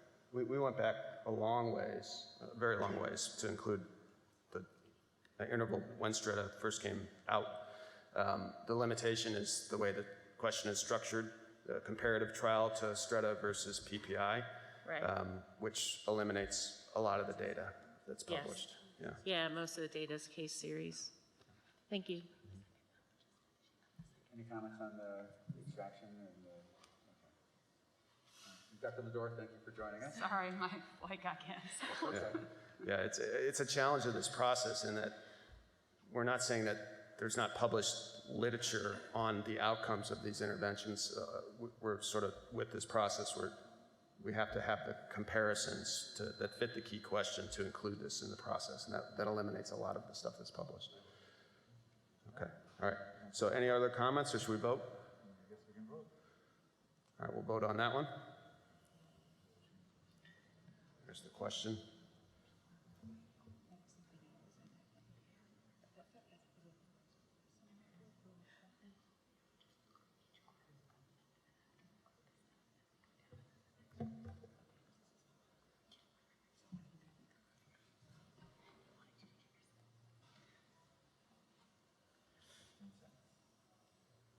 You can wait 5. All right, so Getting closer. we're getting closer.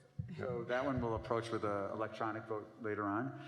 Any other last discussion points or comments for this panel? Any last comments from the people up here on the panel? Wow, awesome. Well, I just make one last plug to please enter any comments afterwards or during the conference if you had any other thoughts about this and all the key questions, because it will be very helpful to hear everyone's opinions. Dr. Marks. Final comment. Oh, go ahead, yes, sir. Just one comment. My name is Ted Stevens. I'm from Endogastric Solutions.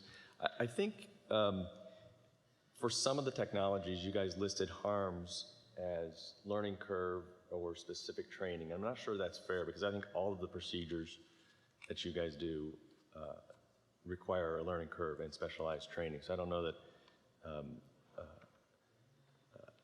having that as a negative to doing these procedures or making this technology available is necessarily fair or appropriate. Just a comment.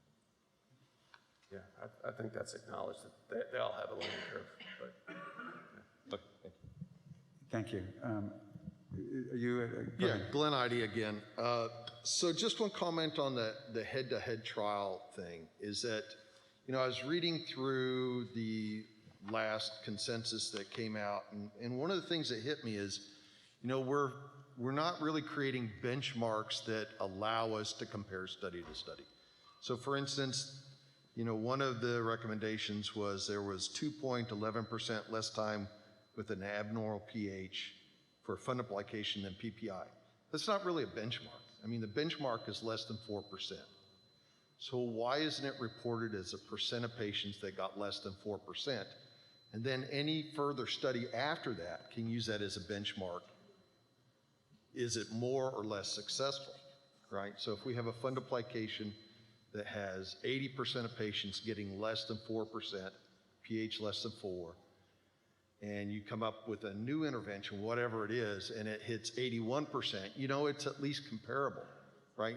And so part of the issue with head-to-head trials is, like when I adopted this technology and compared it to what was going on with fundoplications, I was like, why would I offer my patient a fundoplication when I have these side effects that are now completely gone?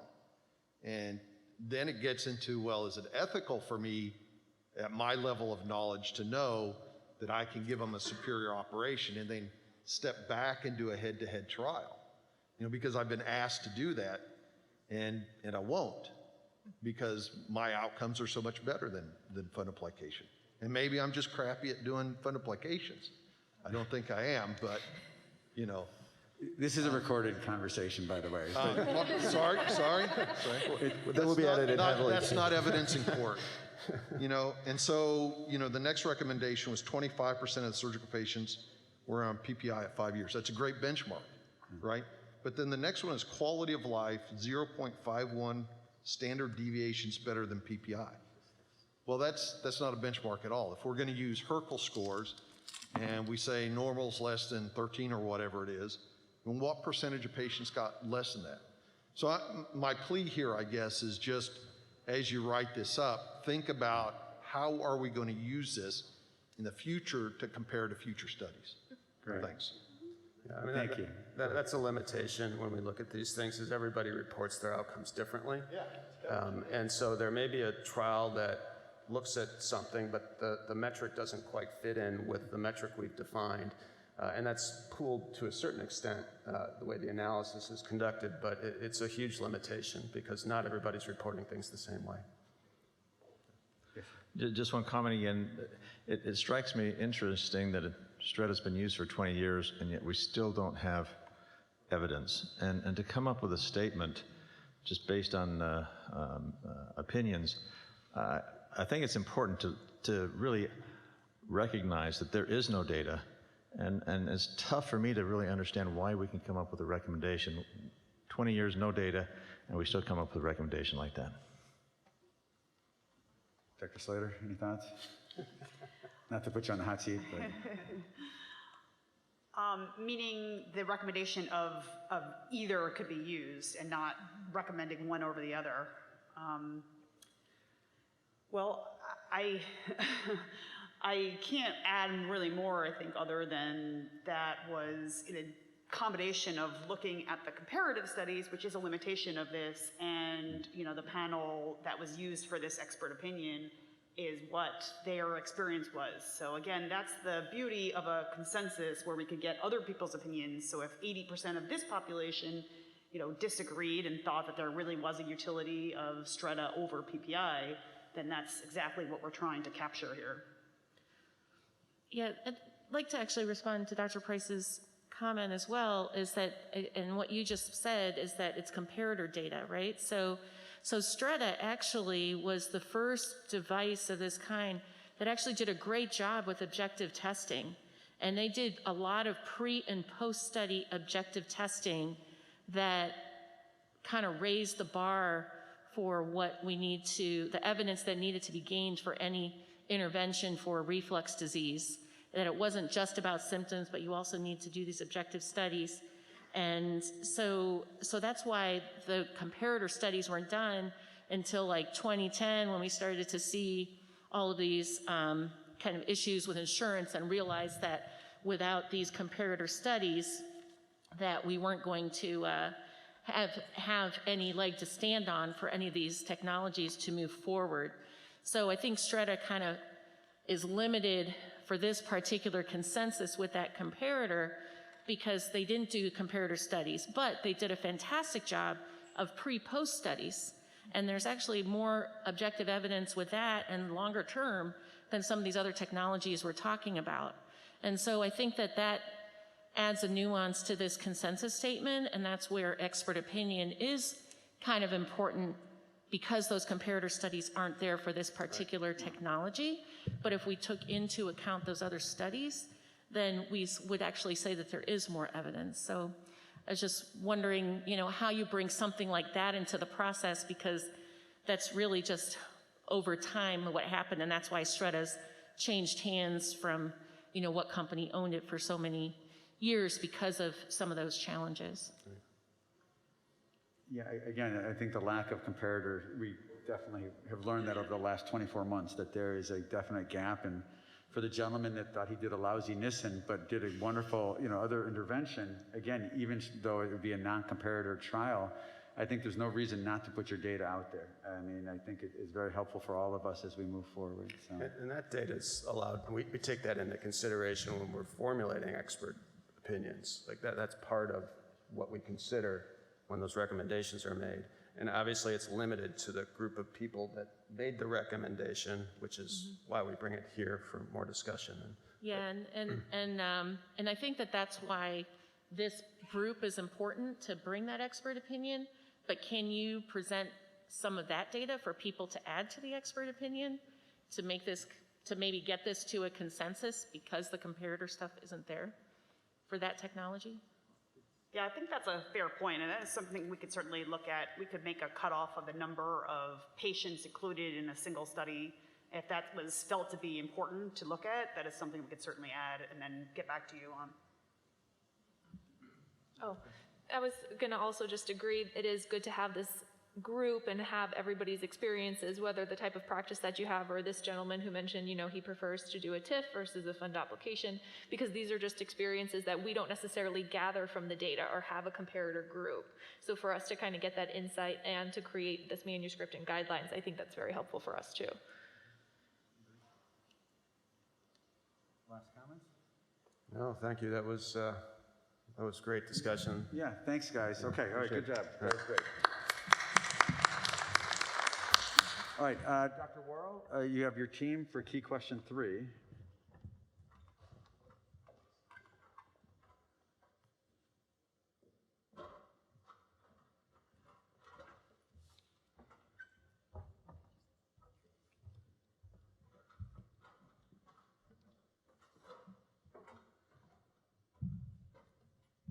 All right, thank you, and thanks to the group for inviting us to be part of this. We're doing key question 3, which is, should complete or partial fundoplication be used in adult patients with GERD? We have 2 subsections within ours. I'll be presenting the first, and then my co-lead, Elizabeth Carlson, will be presenting the second section. So within our group, we have Dr. Ivy Haskins, Dr. Ginny Lytle, Dr. Julie Hong, Dr. Vic Volanovic, and Dr. Lowe, and as I mentioned, Dr. Carlson. So I'll start with this first question here. Well, actually, sorry, I'll go through how we acquired the data. So overall, we looked at about 800 papers. We searched through the abstracts, and we got it down to about 79 articles for our final review that were included in here. We have the benefit, I think, over some of the other prior ones that we had a lot of randomized controlled trials, so some of our data may be a little bit more robust or more controversial, we'll see.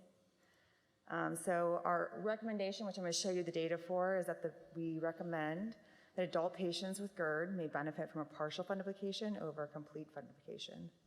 And this was based on moderate certainty of evidence. So we're starting with the desirable effects. So those are the postoperative complications. We looked at hiatal hernia recurrence. When we extracted this data, we defined that as a hiatal hernia recurrence greater than 3 centimeters or symptomatic. And it did favor partial fundoplication. This was from 8 randomized controlled trials looking at over 800 patients.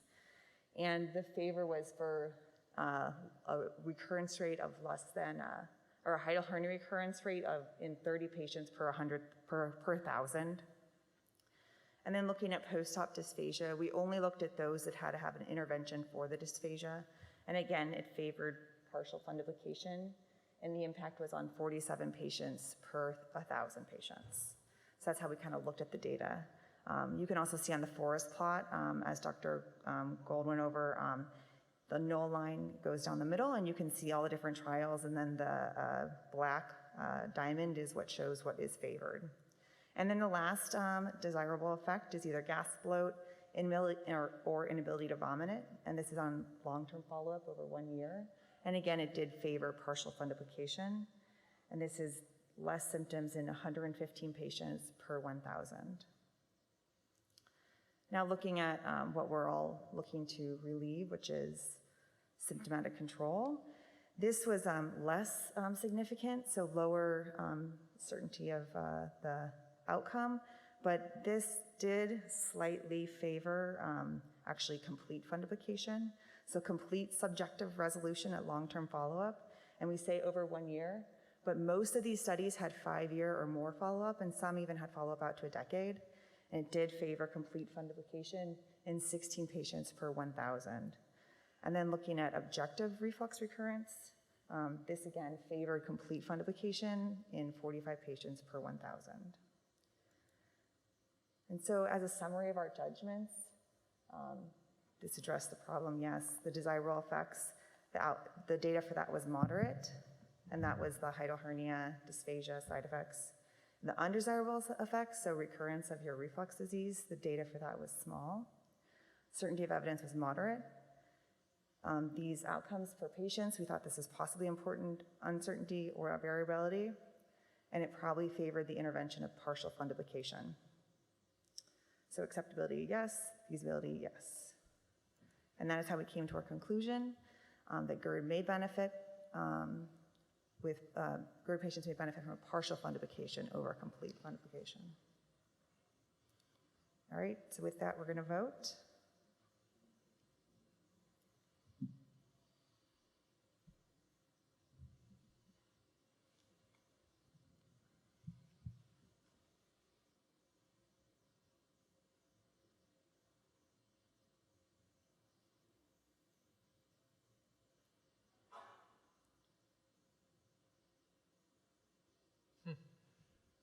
Great.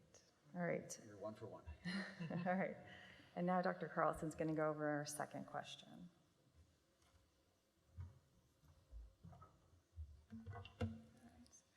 Our key question 3B looked at a subset of our patient populations who had preoperative esophageal dysmotility. And our final recommendation is that adult patients who do have that preoperative dysmotility will likely benefit from a partial over a complete fundoplication, although overall this recommendation is based on low certainty of evidence.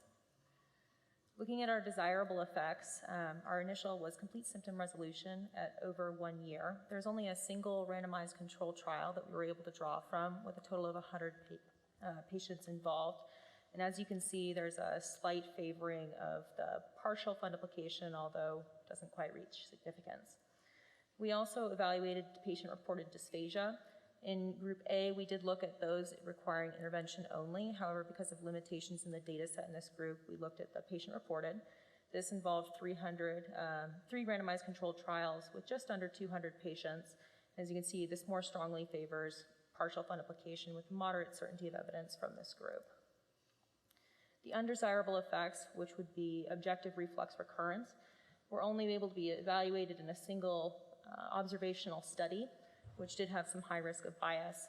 However, you can see here that there is some favoring of complete, although it doesn't reach statistical significance as our bar crosses our midline. So overall, for this problem, it was an issue we needed to address. Our desirable effects have a moderate certainty of evidence. The undesirable effects, given a single small trial with some methodological issues, were deemed to be trivial, and the overall certainty of evidence for this judgment was low. There were some possibly important uncertainty or variables based on our patients' desires in terms of their outcomes. And overall, we do think that the balance of effects does favor the intervention, which would be the partial over the complete fundoplication. Both of these, of course, are acceptable and feasible alternatives.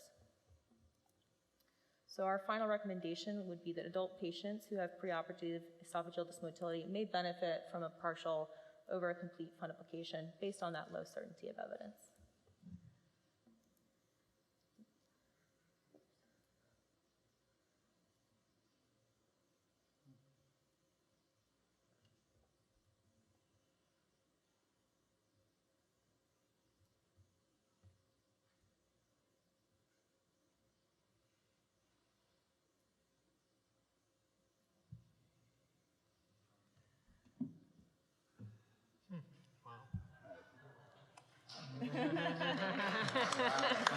Exactly. All right. We can all go home now. All right. Okay. Guess we got the easy questions. All right. We're open for discussion. All right. Someone want to come up to a microphone and make some comments? We had some partial versus complete comments earlier. Maybe our panelists up here. Guys, go ahead. Jeannie, Vic, you guys have some comments you want to make about this? The results surprising to you? Well, I'm actually surprised that you asked me to comment, considering our interactions during the past 2 years. Oh, stop. Oh, I'm not going to stop. Einstein has a very famous quote that not everything that is important can be measured, and not everything that is measured is important. I think that we threw out a lot of data that does help in decision making. Dr. Indy mentioned a few of those, the most important of which has to do with surgeon variability and patient variability. And I fear that trying to come to a consensus when you have such variability is a fool's errand. So although I'm glad we did with the 100% here, I fear that making a statement called recommendation when things are so variable is not in our patient's best interests. So wait, I'm going to let you. How do we make it better then? I mean, I made a comment earlier that maybe the standardization isn't in our workup or our management, but it's in our training and our actual performance of the procedure. So how would you address that? You know, I'll let you keep the microphone for a second and keep going on that. And then Dr. Worrell has a comment. Sure. So the question really is not what is the best evidence, but what is the most relevant evidence. And again, as brought up by some other comments, the most relevant evidence for some surgeons may be not what is considered the best evidence by this methodology. Again, we threw out 90% of studies that, depending on the nuances of the patient and the surgeon, may be quite relevant for that particular decision. So that is my concern about some of this process. I was just going to point out some of the variability that you may be referring to that maybe the audience doesn't know. That a lot of these studies did look at partial versus complete fundoplication, but partial fundoplication included a wide variety of partial, so it wasn't all toupee. So it was anterior 180, there was doors, there was a whole mix, which I think adds a lot of variability when we're saying partial versus complete.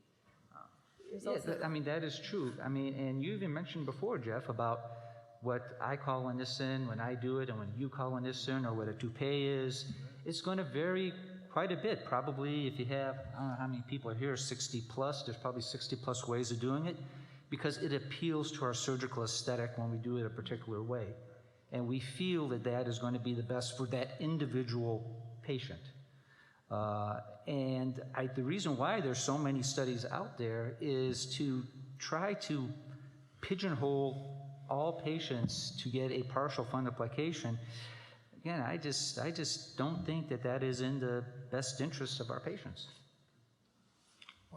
Hi, again, Sumit, Vic, wonderful, but, just a point that I totally agree, everybody's Nissen is a little different, totally agree to that. However, there is no study that says a complete fundoplication is better than any partial fundoplication in anywhere. So isn't it time that we agree that there is something wrong with the complete regardless of how we do it? And surgery is an art, I agree, not a science completely, but still, not a single paper that says the other way. Doesn't it raise some concerns? Just a question. Can I respond to that real quick? Sure. Because, hey, Sumit, there are a lot of papers from the early 2000s and late 90s favoring complete fundoplication over partial fundoplication, and maybe just because I'm old, I remember all those papers, but there is actually a lot of data favoring that, and so I think, to Vic's point, a lot of things got thrown out. I think all the papers that they quoted here, the 7 randomized trials, all of them favored completely onto that side. There was one crossing the number 1 barrier. There was one. Stephanie has done a more recent research. Right. So there was no, of the randomized control trials, there was none that showed a significant benefit of complete to partial, which is how we came to the conclusions. Okay, so not a significant benefit, None of but the not, randomized controls had but not a, so it wasn't showing that partial was better, it showed that the complete wasn't there was any worse. yes.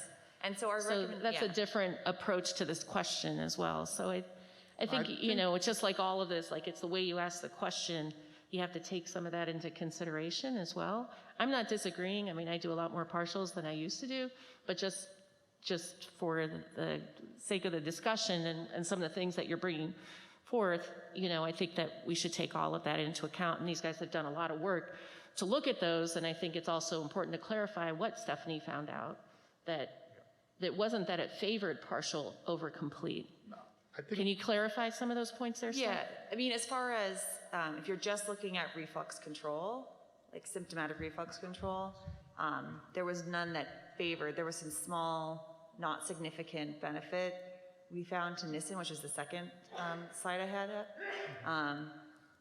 But again, it crossed the null. So we're not saying partial was better in that effect, in the undesirable, we call that the undesirable. It did favor, but it was not significant.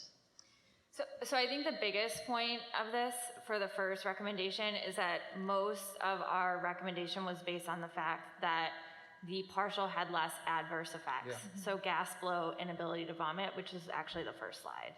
So that's really what we based most of our recommendation on.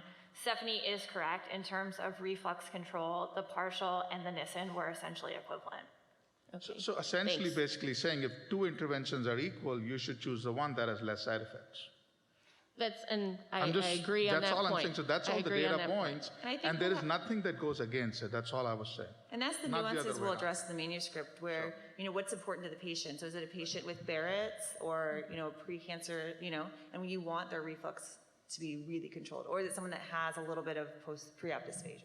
Think of the different stakeholders involved in this question. It's not just us up here, okay? It's the families, the patients, everybody involved, and I think that's important, like Dr. Worrell said. So, Yeah, I wanted to comment on the undesirable effects. So for the dysphagia and the gas bloat, I mean, there are a number of randomized studies, obviously, looking at this topic. All of those really have very short-term outcomes. So yes, there is data that shows that there is increased dysphagia and gas bloat compared to one versus the other, but we don't really know how that pans out long-term, and there are other data that show that perhaps a partial fundoplication is not as durable. So, I think that has to be taken in consideration too. Yeah, maybe in the first year after surgery, a patient with a partial might have less dysphagia, but if 5 years down the line that patient's RAP has completely undone, then maybe that isn't really the best intervention for that patient, particularly if the patient is a younger patient. So I think that those things really need to be taken into consideration. I think the longest term outcome on any of the randomized studies was one study that had 60 months. All the rest of those studies were like 12 months or so. So just to keep that in mind. So when we did our methodology, we did keep that in mind. So when we looked at some of the undesirable effects, we looked at symptoms out to over a year. There were some randomized control trials, particularly Broider's group, that goes out to 10 years. So there is some long-term data, but that is definitely a good point. Michael Brent, St. Louis. This is a great endeavor. Like Dr. Catan, I've certainly shifted and do more partial than complete fundoplications than I used to, but my question about the data is, my recollection is a lot of those studies favoring partial fundoplication come from outside the U.S. So how many of the studies were actually carried out in the U.S. and in populations with somewhat higher BMI and that sort of thing? Can you address that question? The BMI should be in the next section. We exclude that from this. But from the U.S., I don't know if Amelia knows the answer to that. It was very small, right? I think there's only one. I don't know the answer to that right now. We can get that for you, Mike. I agree with you. A lot of the partial data was out of Europe initially, I think Australia. Australia. Watson. Yeah, and so, but yeah, I don't think that it was a large number that you found, so, okay. Mikey Cheeky, Chicago. Thank you guys very much for putting your time and effort, and I know as participating in the bile duct consensus, this is a big undertaking, so thank you for doing it. I have a plea, and for anyone on the foundation that's listening into SAGES, we need money. You want to do a really good study, you want to have really good evidence, we need to be able to bring patients back, do objective studies that cost money. We cannot ethically charge a patient or bill insurance for studies like that. We need to actually pay the patient so they will come back. Most randomized trials, we're getting about 20-30% people to sign up and follow up. And you need to pay people if you want them to come back. We need money to do these studies. You want a really good study, we have to, pay patients to do these things for us. And so I really feel like SAGES, your group here, we could do a lot of good if we really started focusing our attention towards getting money and groups of centers together where we can not argue about standardization as much. When you have a single center study, people are always going to argue, I do it differently. Their outcomes are not like mine.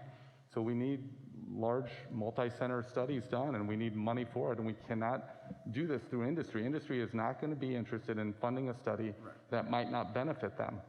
So we have to have dollars that come through societies like this to help us do really, really good studies. But I would just say, maybe the others have commented, Mike, it's probably not just a society thing, it's a government. I mean, obviously, GERD is not as sexy as diabetes or coronary disease, which the NIH obviously appropriately funds at greater amounts. But again, these are the kind of things that maybe for some of our younger investigators looking to NIH for our funding would be a great idea, because there are a lot of unanswered questions for this. Do I have time for one more comment? We have lots of time. Okay. Well, I'm going to go further down the road of being a heretic. And we're just out of time. I'm sorry. The whole point of a randomized controlled trial is eventually you'll decide whether the patients and the technique in that trial is applicable to me and my patient. So you could very well have a wonderfully designed and executed trial, which is then not applicable to you and your patient. So just because you have a randomized trial doesn't mean you should succumb to the tyranny of the randomized trial. you got to decide whether it's applicable to you and your patient. Dr. Lytle, you've been so wonderfully less heretic. Yeah, oh, am I supposed to say something inflammatory or to soothe you or something? I mean, Don's not here. I think he would appreciate at least you putting your, you know, your STS hat on. I wasn't surprised by the voting outcome from those two questions based on the earlier comments when we were talking about question one, that, you know, globally partial is favored. So even though many of us in the room are probably biased, I think a randomized controlled trial also would be difficult, not only because it's important to involve the individual patient, but and individual surgeon, but I think trying to standardize a complete fundoplication, I mean, that's the whole purpose of why we have a magnetic sphincter augmentation device, right? The whole purpose was to try to, or one of the purposes was to try to, in addition to reducing gas flow, but also to try to standardize the procedure. You're not going to get everyone doing it, even if you watch their video and everything to be involved to enroll in the study. I just don't see it happening. Doesn't mean, I guess, that we shouldn't investigate it, because I think that people are going to continue after this discussion still doing a complete fundoplication if they're biased towards doing a complete fundoplication, even though, you know, the room voted differently. So I don't know. It's not easy. Yes, hi, Ruchir Puri from Jacksonville. So question for Stephanie. There are studies from, essentially from 90s with 10 and 20-year follow-up, Toupé versus Nissen, but those are all open studies. So were they included in this analysis? Because obviously we're not doing opens anymore. So that would, I mean, if it's all those, it's only laparoscopic. Yeah, we cut the time period, so we did exclude the open ones just because, yeah.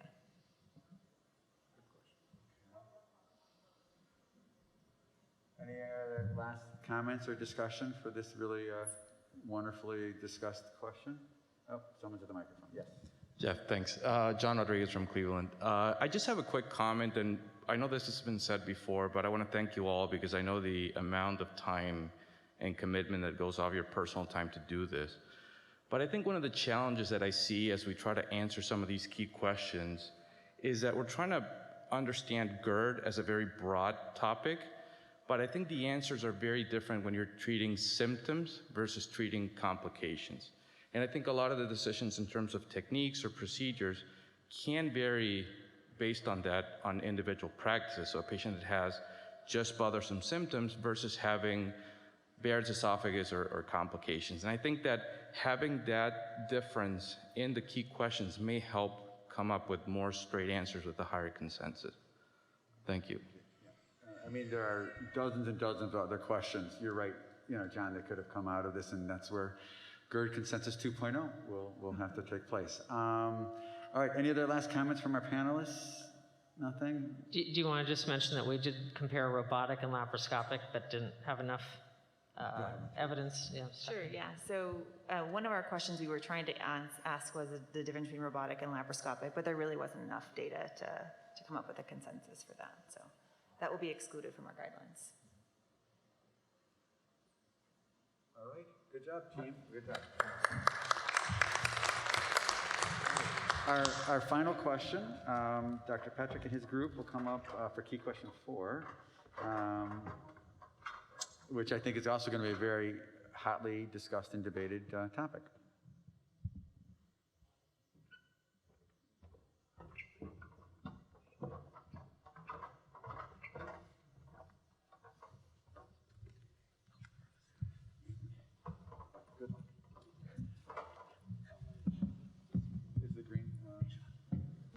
Okay.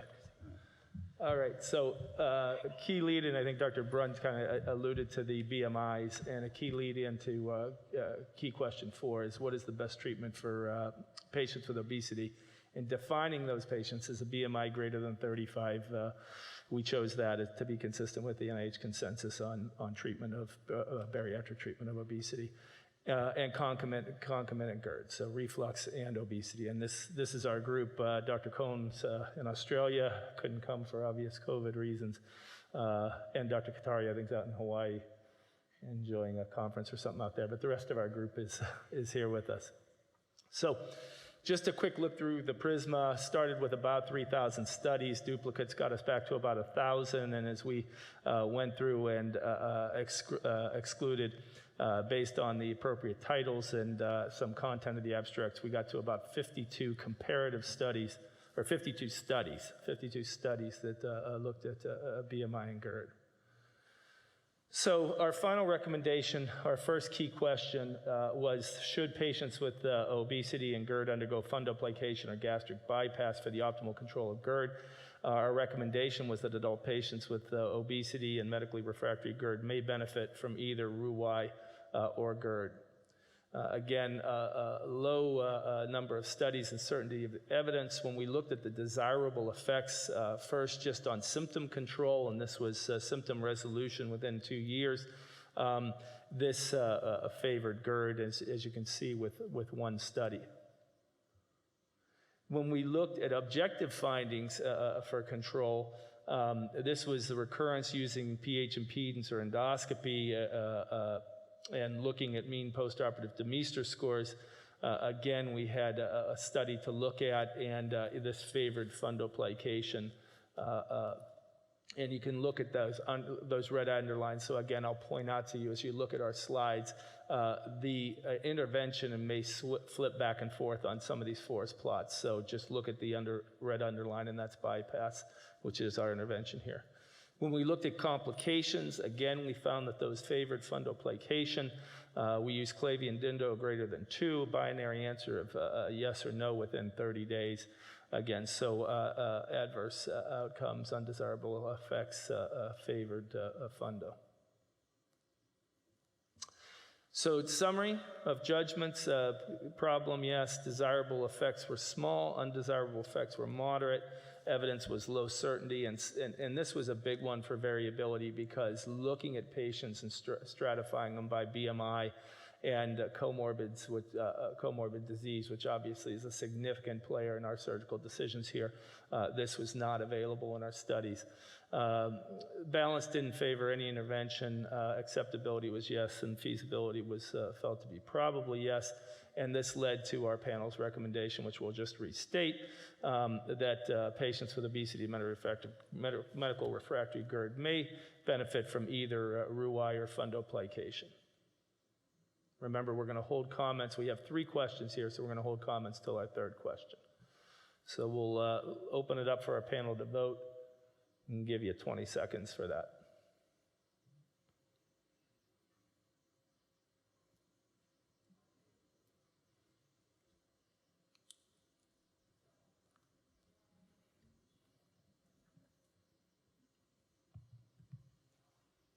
Okay, and not quite the consensus, but we got to 69% agree and 31% disagree.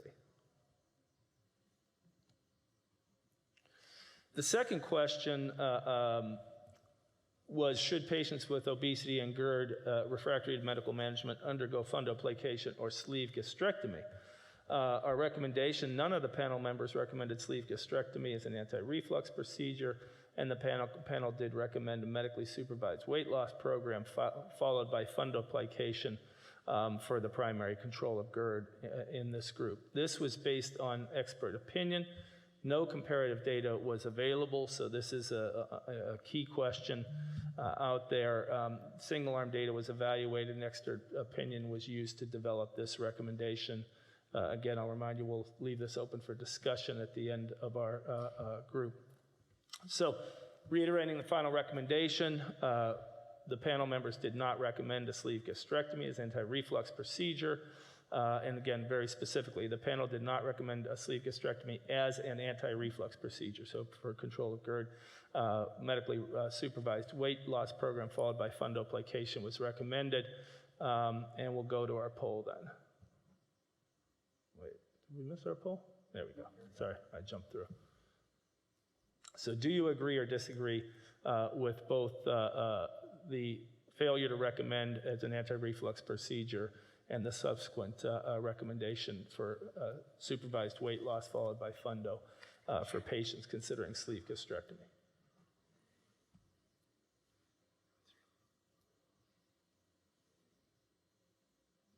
What's that number? It's small. Oh, okay. So we got to sway one person, huh?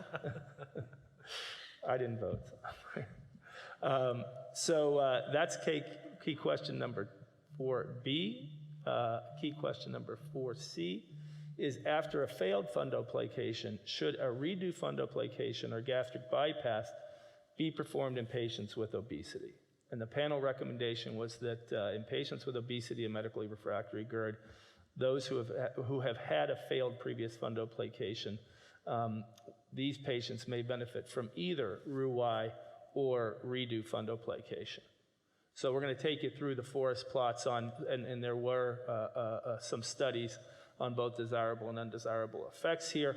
So the desirable effects, if we look first at the symptom resolution within 2 years, is a binary answer of yes or no. And I want you to be careful with this because we use the term bypass redo for this. It means that term is referencing a gastric bypass after the first failed fundoplication, because the term redo is referencing a redo fundoplication. So that terminology will remain consistent again as we go through the forest plots. Those may flip-flop back and forth, so pay attention to the red line, underlined red as the intervention. But in terms of the symptom resolution within 2 years, it was somewhat equivocal with 2 studies favoring fundoplication and 2 bypass. When we looked at hiatal hernia recurrence, we had 1 study that looked at recurrence, and that favored bypass over redo fundoplication. And then looking finally at the need for anti-reflux medication after either the intervention or the redo fundoplication, we had 1 study, and that study also favored gastric bypass over redo fundoplication as a desirable effect.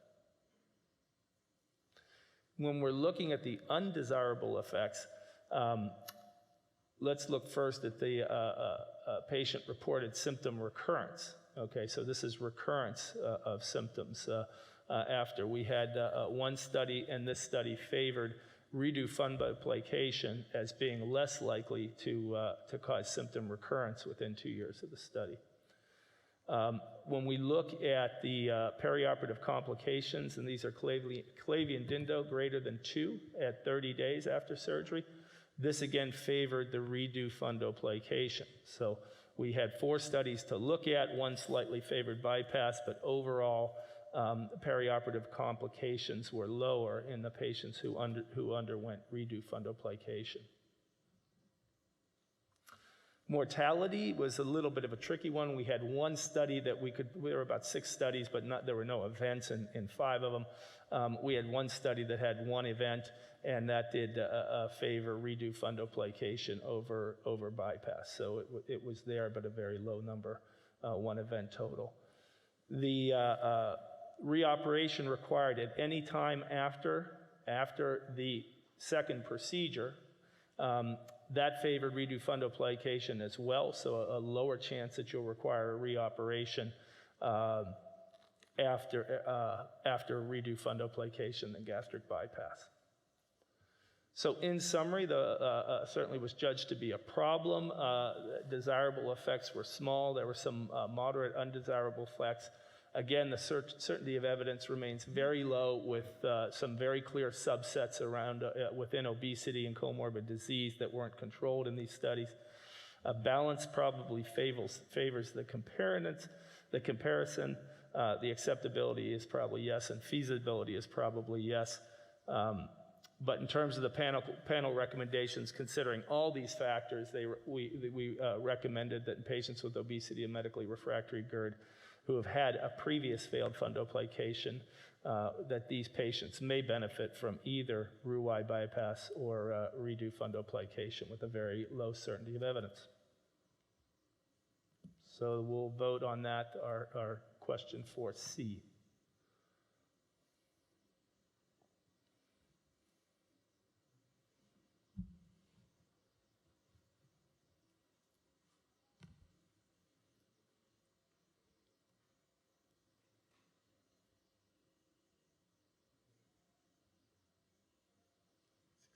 Just a little short again, about 63% agree with the recommendation.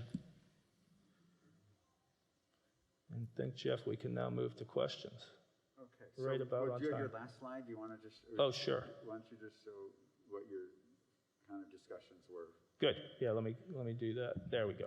Okay, so in terms of our discussion, research recommendations, and certainly open for discussion when we get to the questions, use randomized controlled trials comparing the interventions of interest, long-term outcomes, especially when we're talking about outcomes after failed procedures, are going to be important to better understand.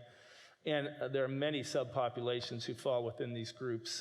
These studies did not address dysmotility, atypical GERD, severe obesity, and certainly the comorbid disease that drives choices that are associated with gastric bypass.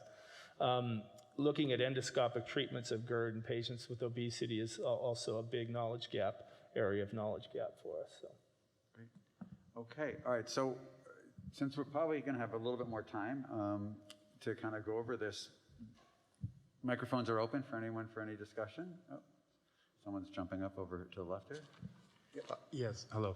So first, forgive me because I may make a statement that's somewhat provocative, but for me, when I think, I'm a bariatric surgeon, when I think about obesity, I think we have a problem in this country and across the world in how we view obesity. As we all know, it was only 2013 that the AMA designated obesity as an actual disease process. When a patient comes to me with obesity, I think of it as a very slow-growing cancer. So, because we know decreased lifespan, increased mortality, increased morbidity, and all the other things that come along with obesity. So for all of these questions, it's like asking, in my opinion, it's asking, are we going to treat the slow-growing cancer or are we going to treat reflux? And if you pose a question that way, obviously we're going to treat the slow-growing cancer and not worry about a reflux procedure. Now, it just so happens, of course, that gastric bypass takes away, majority of the time takes away reflux. So the answer to all these questions for me is a weight loss procedure that also deals with reflux, but primarily takes care of obesity. Thank you. Yes, so in my experience with bariatrics, it seems like we've always been shy to recommend surgery as an intervention for obesity, and that seems to be coming out, particularly in 4B, where we talk about using medical treatment rather than surgery for obesity, when we know from the NIH trials, for instance, that our success rate with conservative weight loss is 3 to 5%, and in some trials it might get to 10% if you go to a camp and you have somebody yelling at you. So the fact is that if we're going to recommend conservative therapy for a BMI over 35, we're recommending a failed therapy. And I don't think that that is a recommendation that we want to give. So I'm going to, you mind if I jump in, Jeff? Yeah. So that's why we have to be really clear about this. So the objective of these questions is the treatment of reflux, right? So these aren't consensus panel guidelines on the treatment of obesity. That becomes a nuanced question, right? Because especially if you look back up to obesity, maybe I didn't do as good a job as I should have as we go through. One clear thing that we clearly recognize is the impact of comorbid disease. So GERD being one important one, but all the other comorbid disease that goes along with obesity, when we make these guidelines. So these are directed at the treatment of reflux in the obese patient now are guidelines under KQ4, so A, B, and C in the obese patient. And the sleeve gastrectomy guideline is specifically as it comes, because we know that 70% of the operations in this country primary operations done to treat medical obesity are sleeve gastrectomies. So when the question of the appropriateness of sleeve gastrectomy is considered, that is what 4B is addressing. It is not meant to substitute a gastric bypass in the judgment of a surgeon. The question doesn't address that. Does that make sense? And yeah. All your comments are going to be important here because we struggled with the wording the first time around, and we certainly are going to go back and look at, is there a better way to be very direct in the way we word this? Because it's almost anybody could start to read into some of the real questions, larger questions around the treatment of obesity. Yeah, Yeah, I'm just saying that, to say that medical therapy is actually an option, I don't think is an option because it doesn't work. So that's why you disagree with yeah. Okay. So real quick, to stay on this topic, this is why we invited ASMBS to be part of this multi-society. We obviously knew the impact of obesity and reflux, but we're not, as you said, answering the question of obesity. Our hope that our questions are reflux. Yeah, and we'll certainly, in the section on the treatment of reflux in the obese patient, we'll really try and do quite a bit of crafting of how we present that in a way that it's crystal clear that these aren't meant to substitute as guidelines for treatment of obesity patient, the primary treatment of obesity in a patient who happens to have GERD, which may or may not be medically refractory, et cetera. So my thought would be that maybe the recommendation should be that we treat reflux before we offer an obesity intervention, which is kind of the way I approach it. Okay. Hey, Marina Curry in New York. So one of the questions, the one about getting people to lose weight so that you can do a fundo when the BMI is over 35, as someone who does probably too much medical weight loss in her practice, the reliability of keeping that patient at a certain BMI for a long time after a procedure, it's unreliable. So it didn't even make sense that would be a thought to me. Like, lose 20 pounds, then we can do your fundo, and then you can regain the weight, and we know what the failure is when your BMI is over a certain number, and arguably over 35, you have failure with fundo. Panelists? There's some data to support that.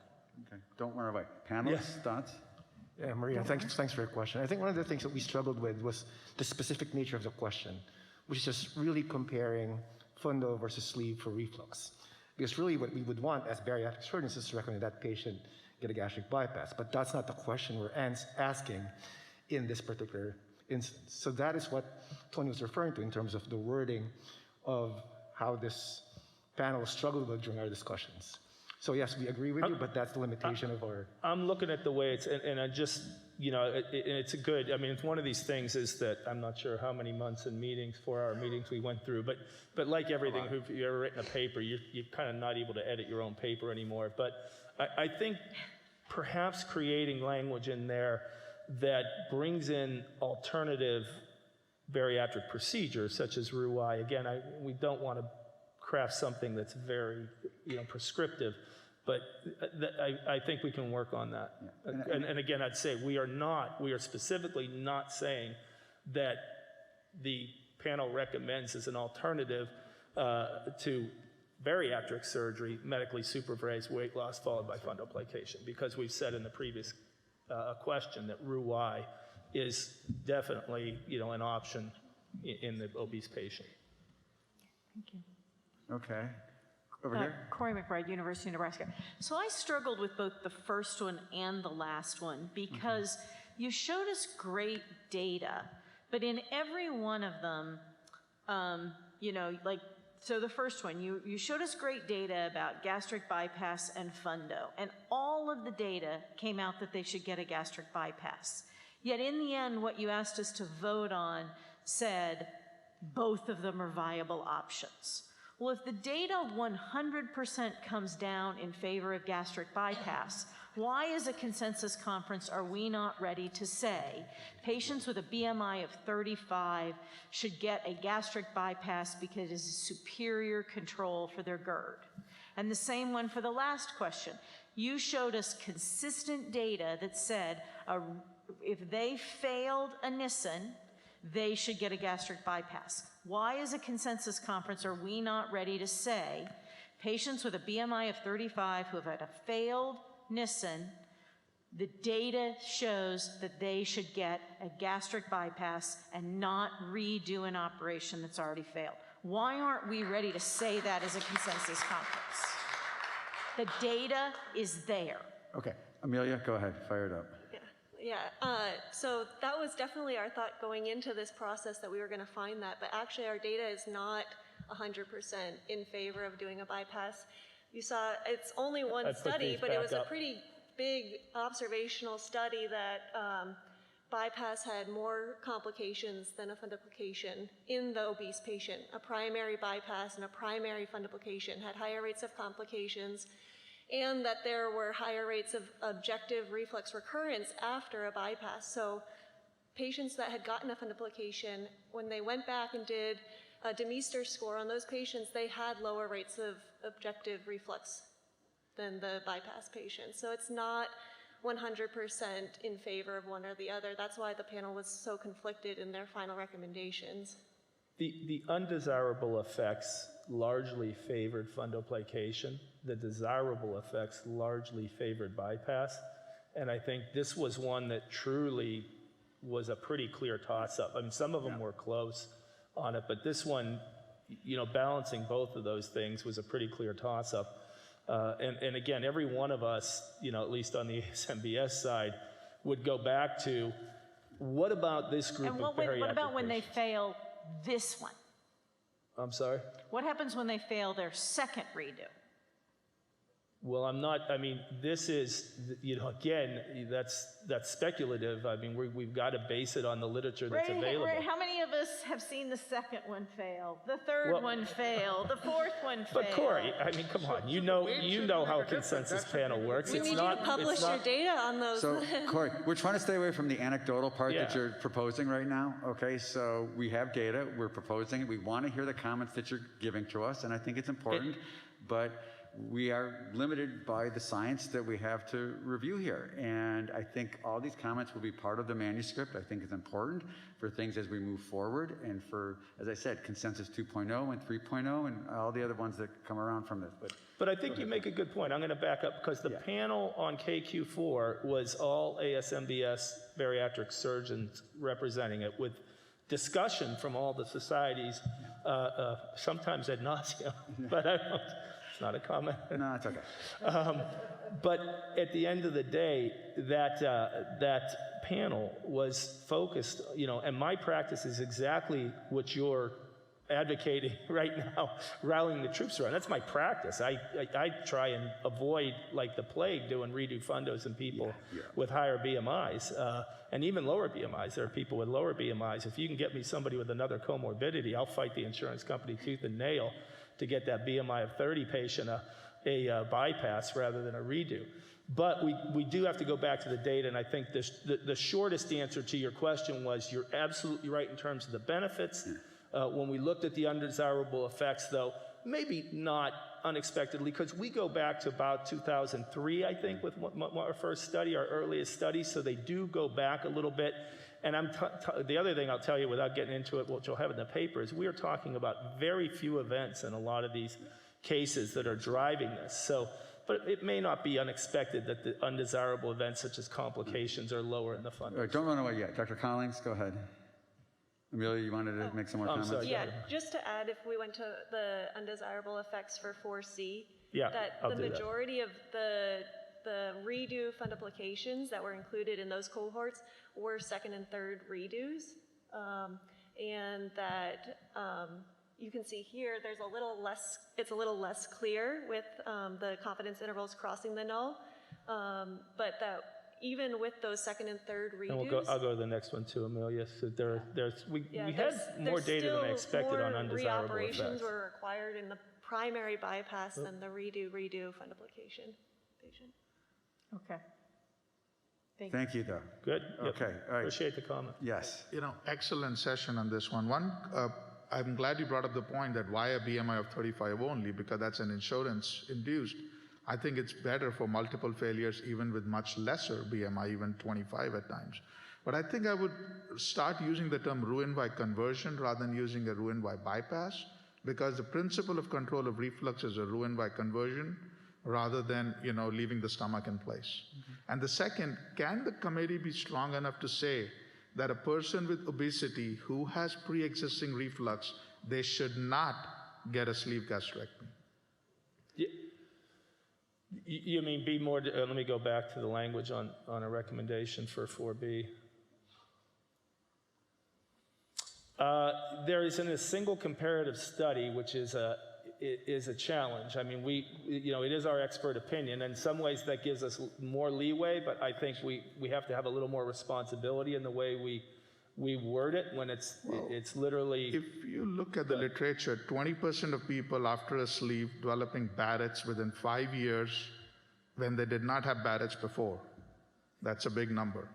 So, I just think it's, I know what you're saying right now, but can we have a little more, I won't use a term, but.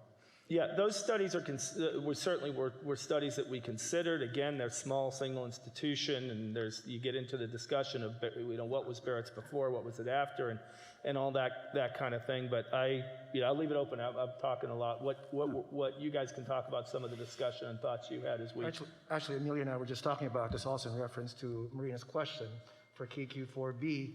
If we took out the second line for that recommendation, would that actually be more consistent because we're not qualifying it with that second part? Yeah, that would make it a lot stronger. Dr. Slater, can we do something like that? Okay. And can we modify that? It should not be done on people with reflux. Okay. All right. So, all right. I'm sorry, you had another? No, you had I'm another just saying that even the first statement, that we should not do a sleeve gastrectomy on somebody with reflux pre-existing.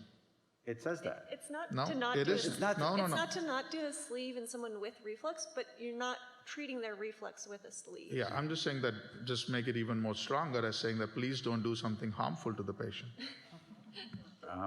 Okay.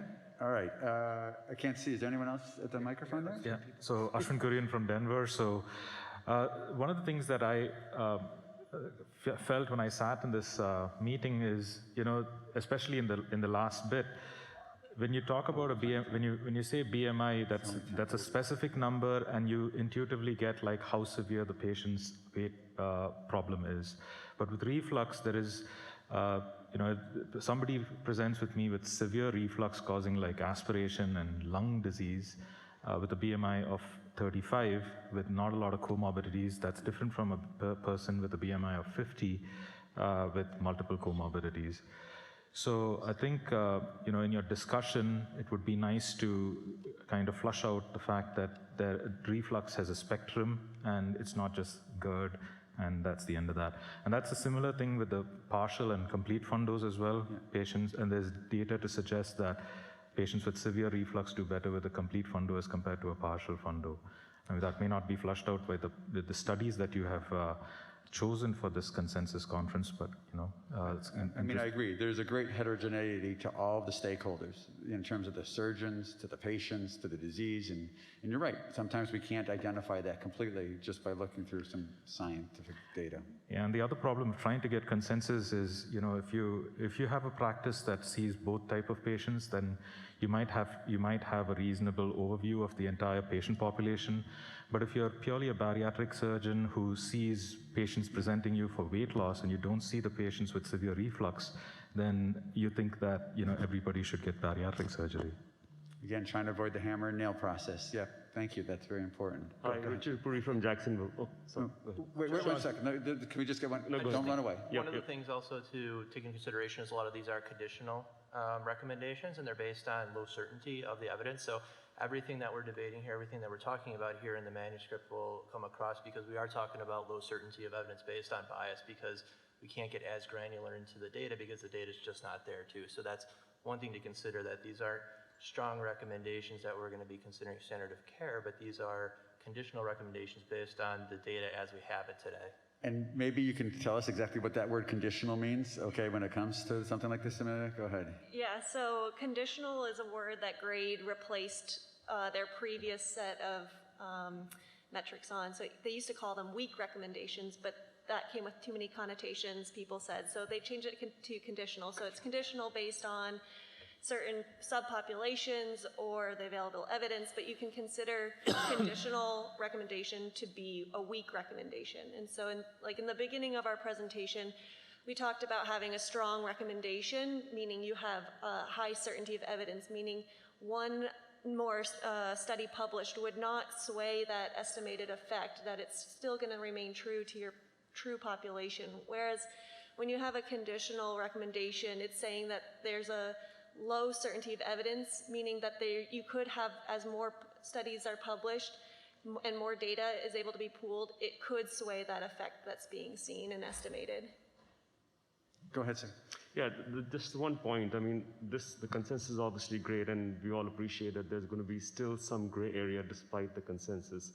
But the point being that for GERD, GERD consensus 2.0, maybe adding BMI more than 40 would also help, because 35 to 40 may be a gray area where at least we see some equivalence, even though bypass seems to be better. Above 40, it's very likely that we'll see a greater benefit of the bypass. And we've all seen patients with BMI 40s getting fundoplications with not great outcomes. So maybe just something to consider for the 2.0. Mm-hmm. Comments on that? I think that's come out of the discussion more than anything. Yeah. Go ahead. Yeah. Dimitris Stefanidis, Indiana University. I want to thank the panel for great work you've done in this consensus. And I just have a few questions for you. One is, an important part of the process is the values patients place on the outcomes of interest, which I know it's hard to assess, and that's why the Guidelines Committee has tried to get a patient panel.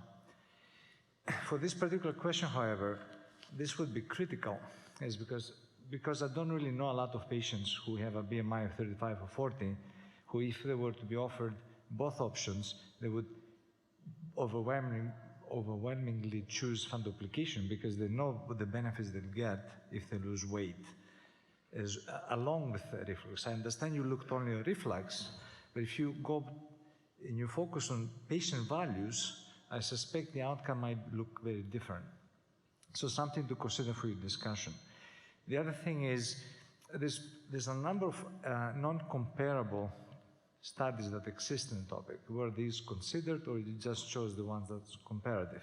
Because obviously, if you base your recommendation on only one study, no matter how good that study is, you definitely open the door to be misguided, just because, as we know, every study has multiple issues. So the last item, I think you presented some interesting data from that one study that hiatal hernia rates were lower if treated by bypass. Is that something you would consider addressing for subgroup population recommendations, along with the BMI, which I think most of us would agree, the higher that goes, the more the scale shifts towards the bypass? Would that be addressed as subgroup recommendations?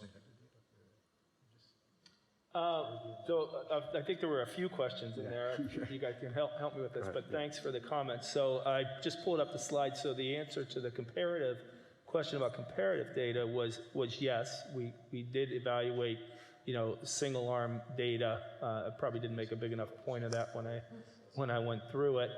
And I want to just go back to where's the hiatal hernia data? We're going back to recurrence for that. So, but I'll let you make a comment. Certainly we talked quite a bit about any of the outcomes, including the hiatal hernia recurrence. I believe, and just tell me everybody's interpretation, certainly welcome you to come back if I've got this wrong, but I believe your question was, did we consider answering a specific question around hiatal hernia recurrence? Was that the question? Yes. So the questions were developed ahead of time, and there's a whole Pandora's box around paraesophageal hernias and hiatal hernias that really opens with any one of these questions. And we had a list a whole lot longer when we started with, kind of developing PICO questions here.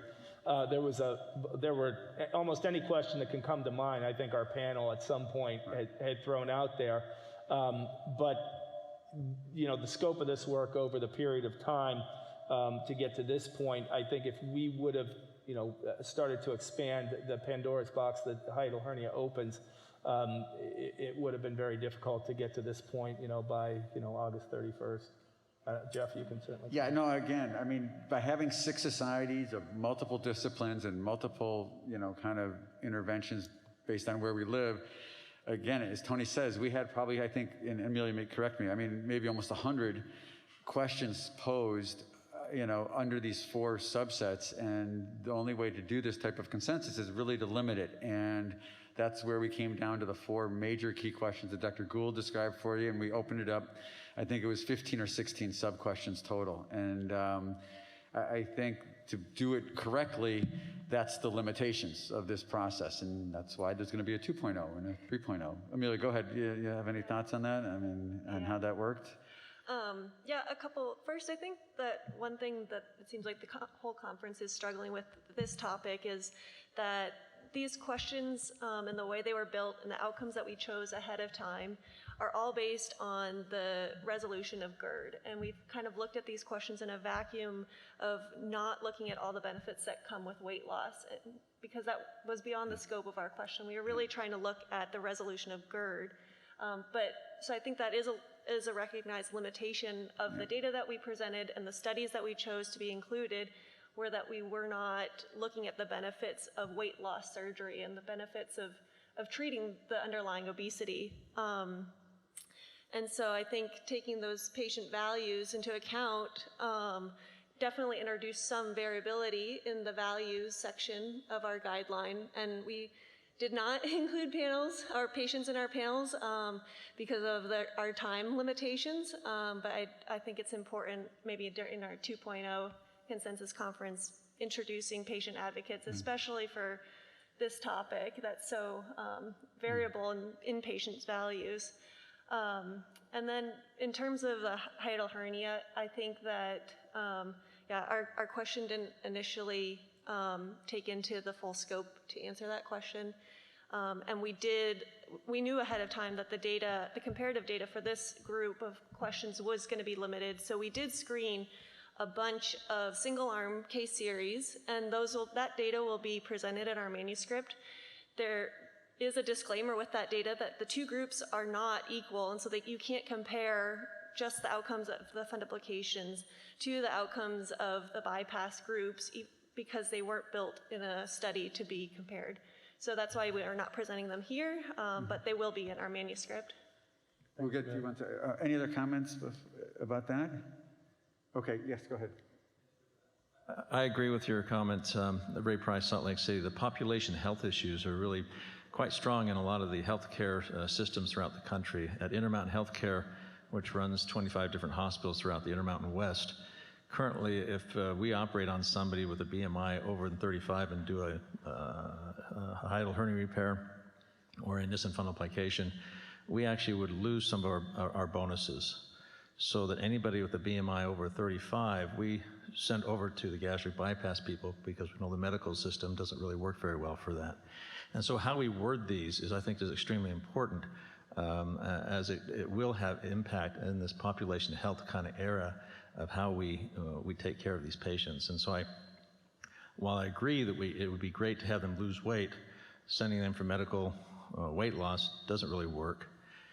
Sending them for surgical weight loss probably does work, but is it a BMI of 35? Is it a BMI of 40? Do we know the difference between that? I mean, how do we choose 35 versus 40? I think are questions that are still in my mind. Thank you. I can't see someone over there. Oh, it's Ann from Dora. Yeah. Similar to what was just said, I mean, I think there's a big difference in a BMI of 35 patient and a BMI of 60 patient, right? Like, I don't think that there's very many people that would do an anti-reflux procedure in a BMI of 60 patient. And I know there's probably not a lot of data on that, but I think that's something that needs to be in some way, included in the manuscript, because that's very, obviously, it's a very nuanced topic.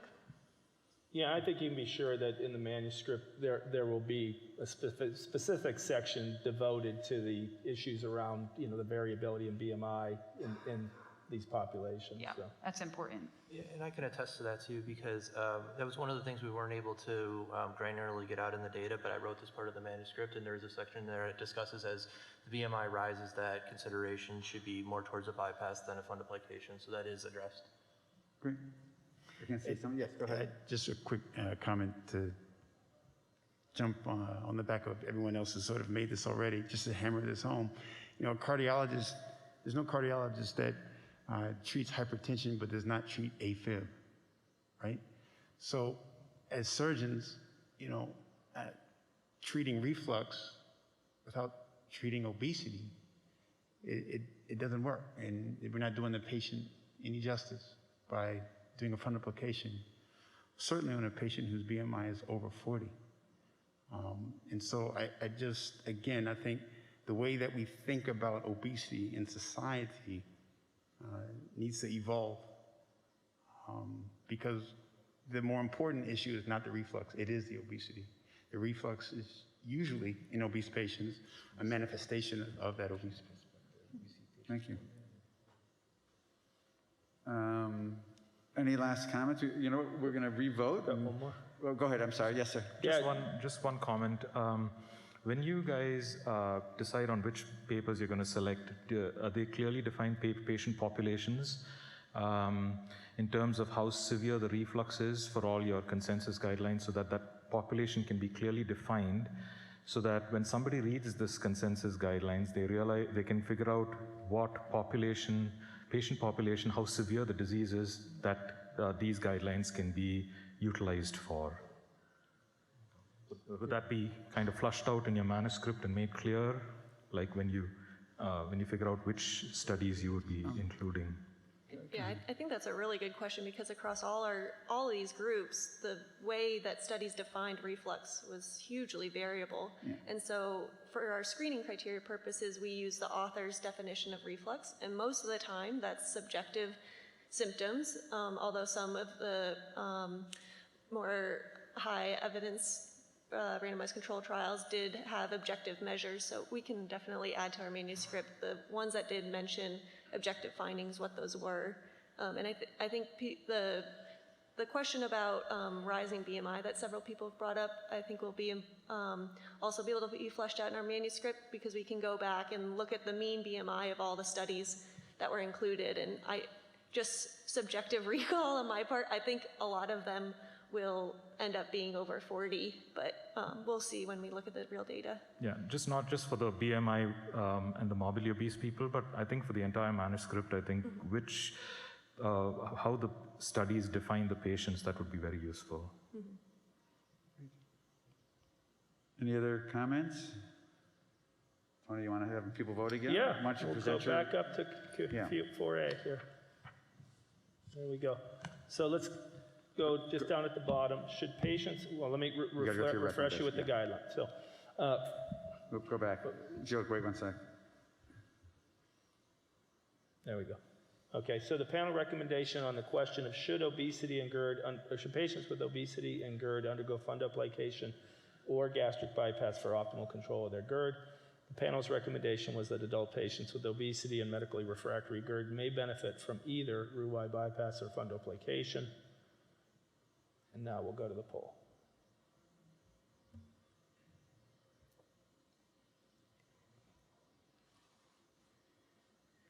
Didn't come out. Oh, here it is. Sorry.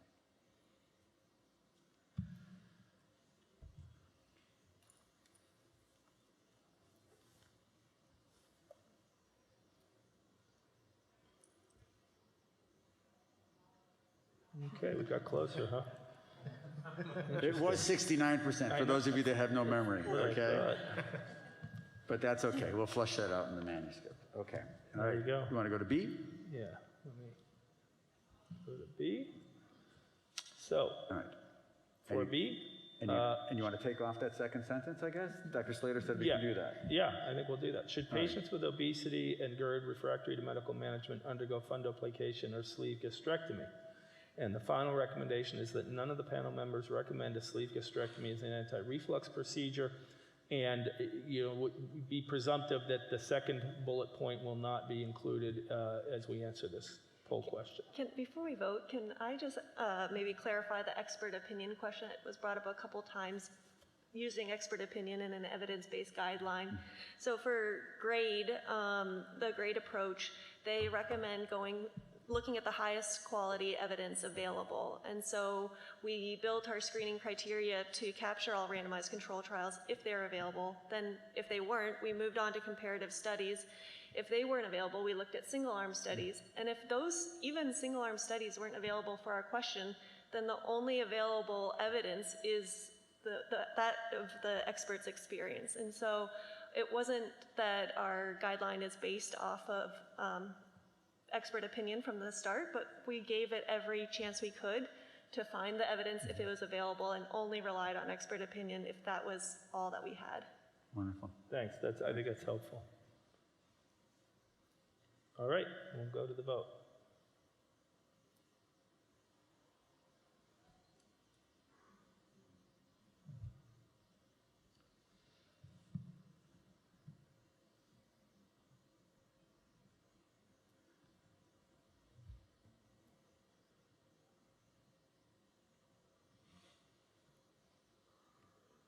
All right, people like that better for sure.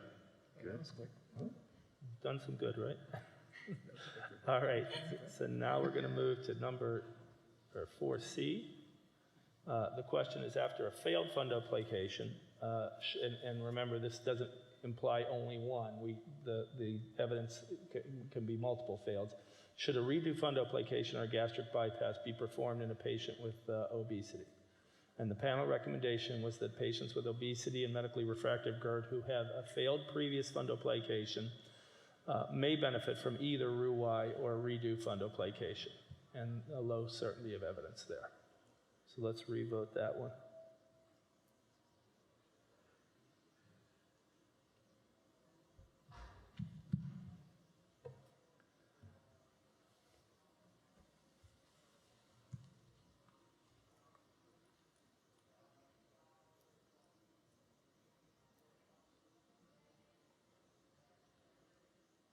Yeah, you knew that was happening. Yeah, Okay. that one sort of A and C went the same direction. Thanks, Dr. McBride. Okay, all right. Okay, all right. All right.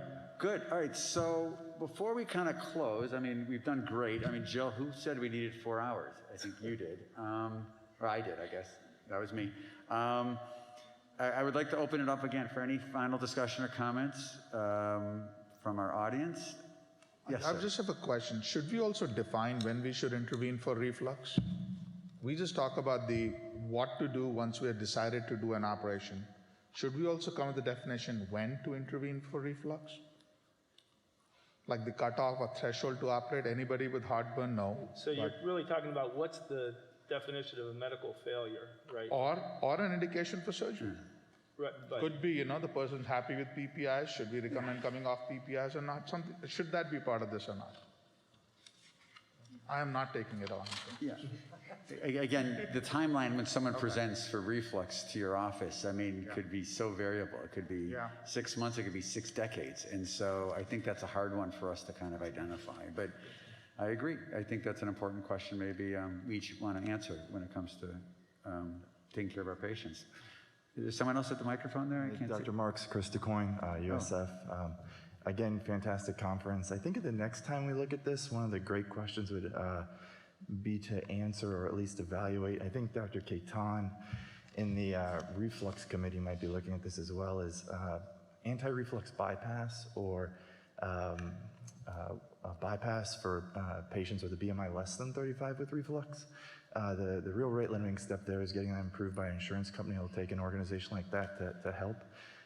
Right now, if your BMI is less than 35, multiple failed Nissen fundoplications, it's still extremely hard to get that procedure approved. Any comments on that? So that exact question is answered in the SAGES guidelines to reflux in patients who have BMI less than 35, which was just published. Thank you. Any other?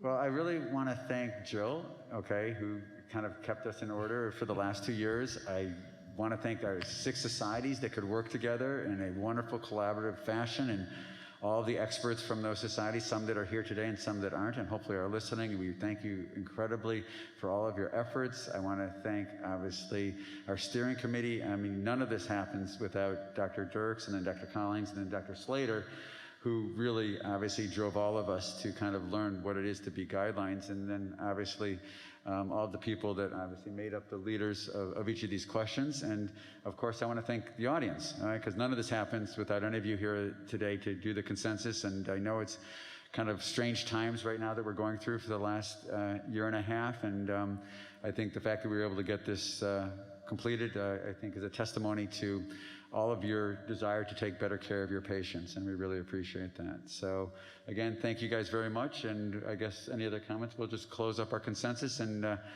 look forward to seeing you for the rest of the week here at SAGES. Thank you very much.